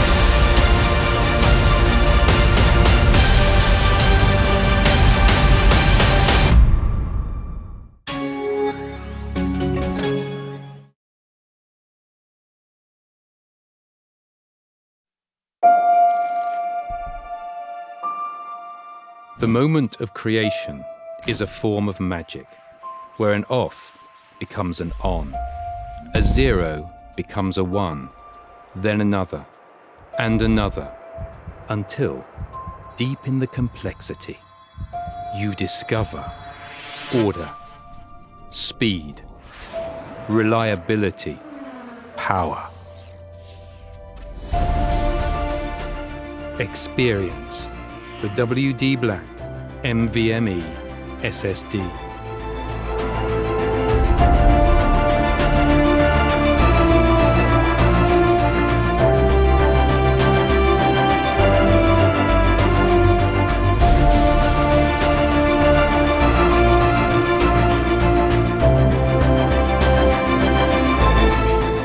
Fueled by darkness. Level up to NVMe SSD performance.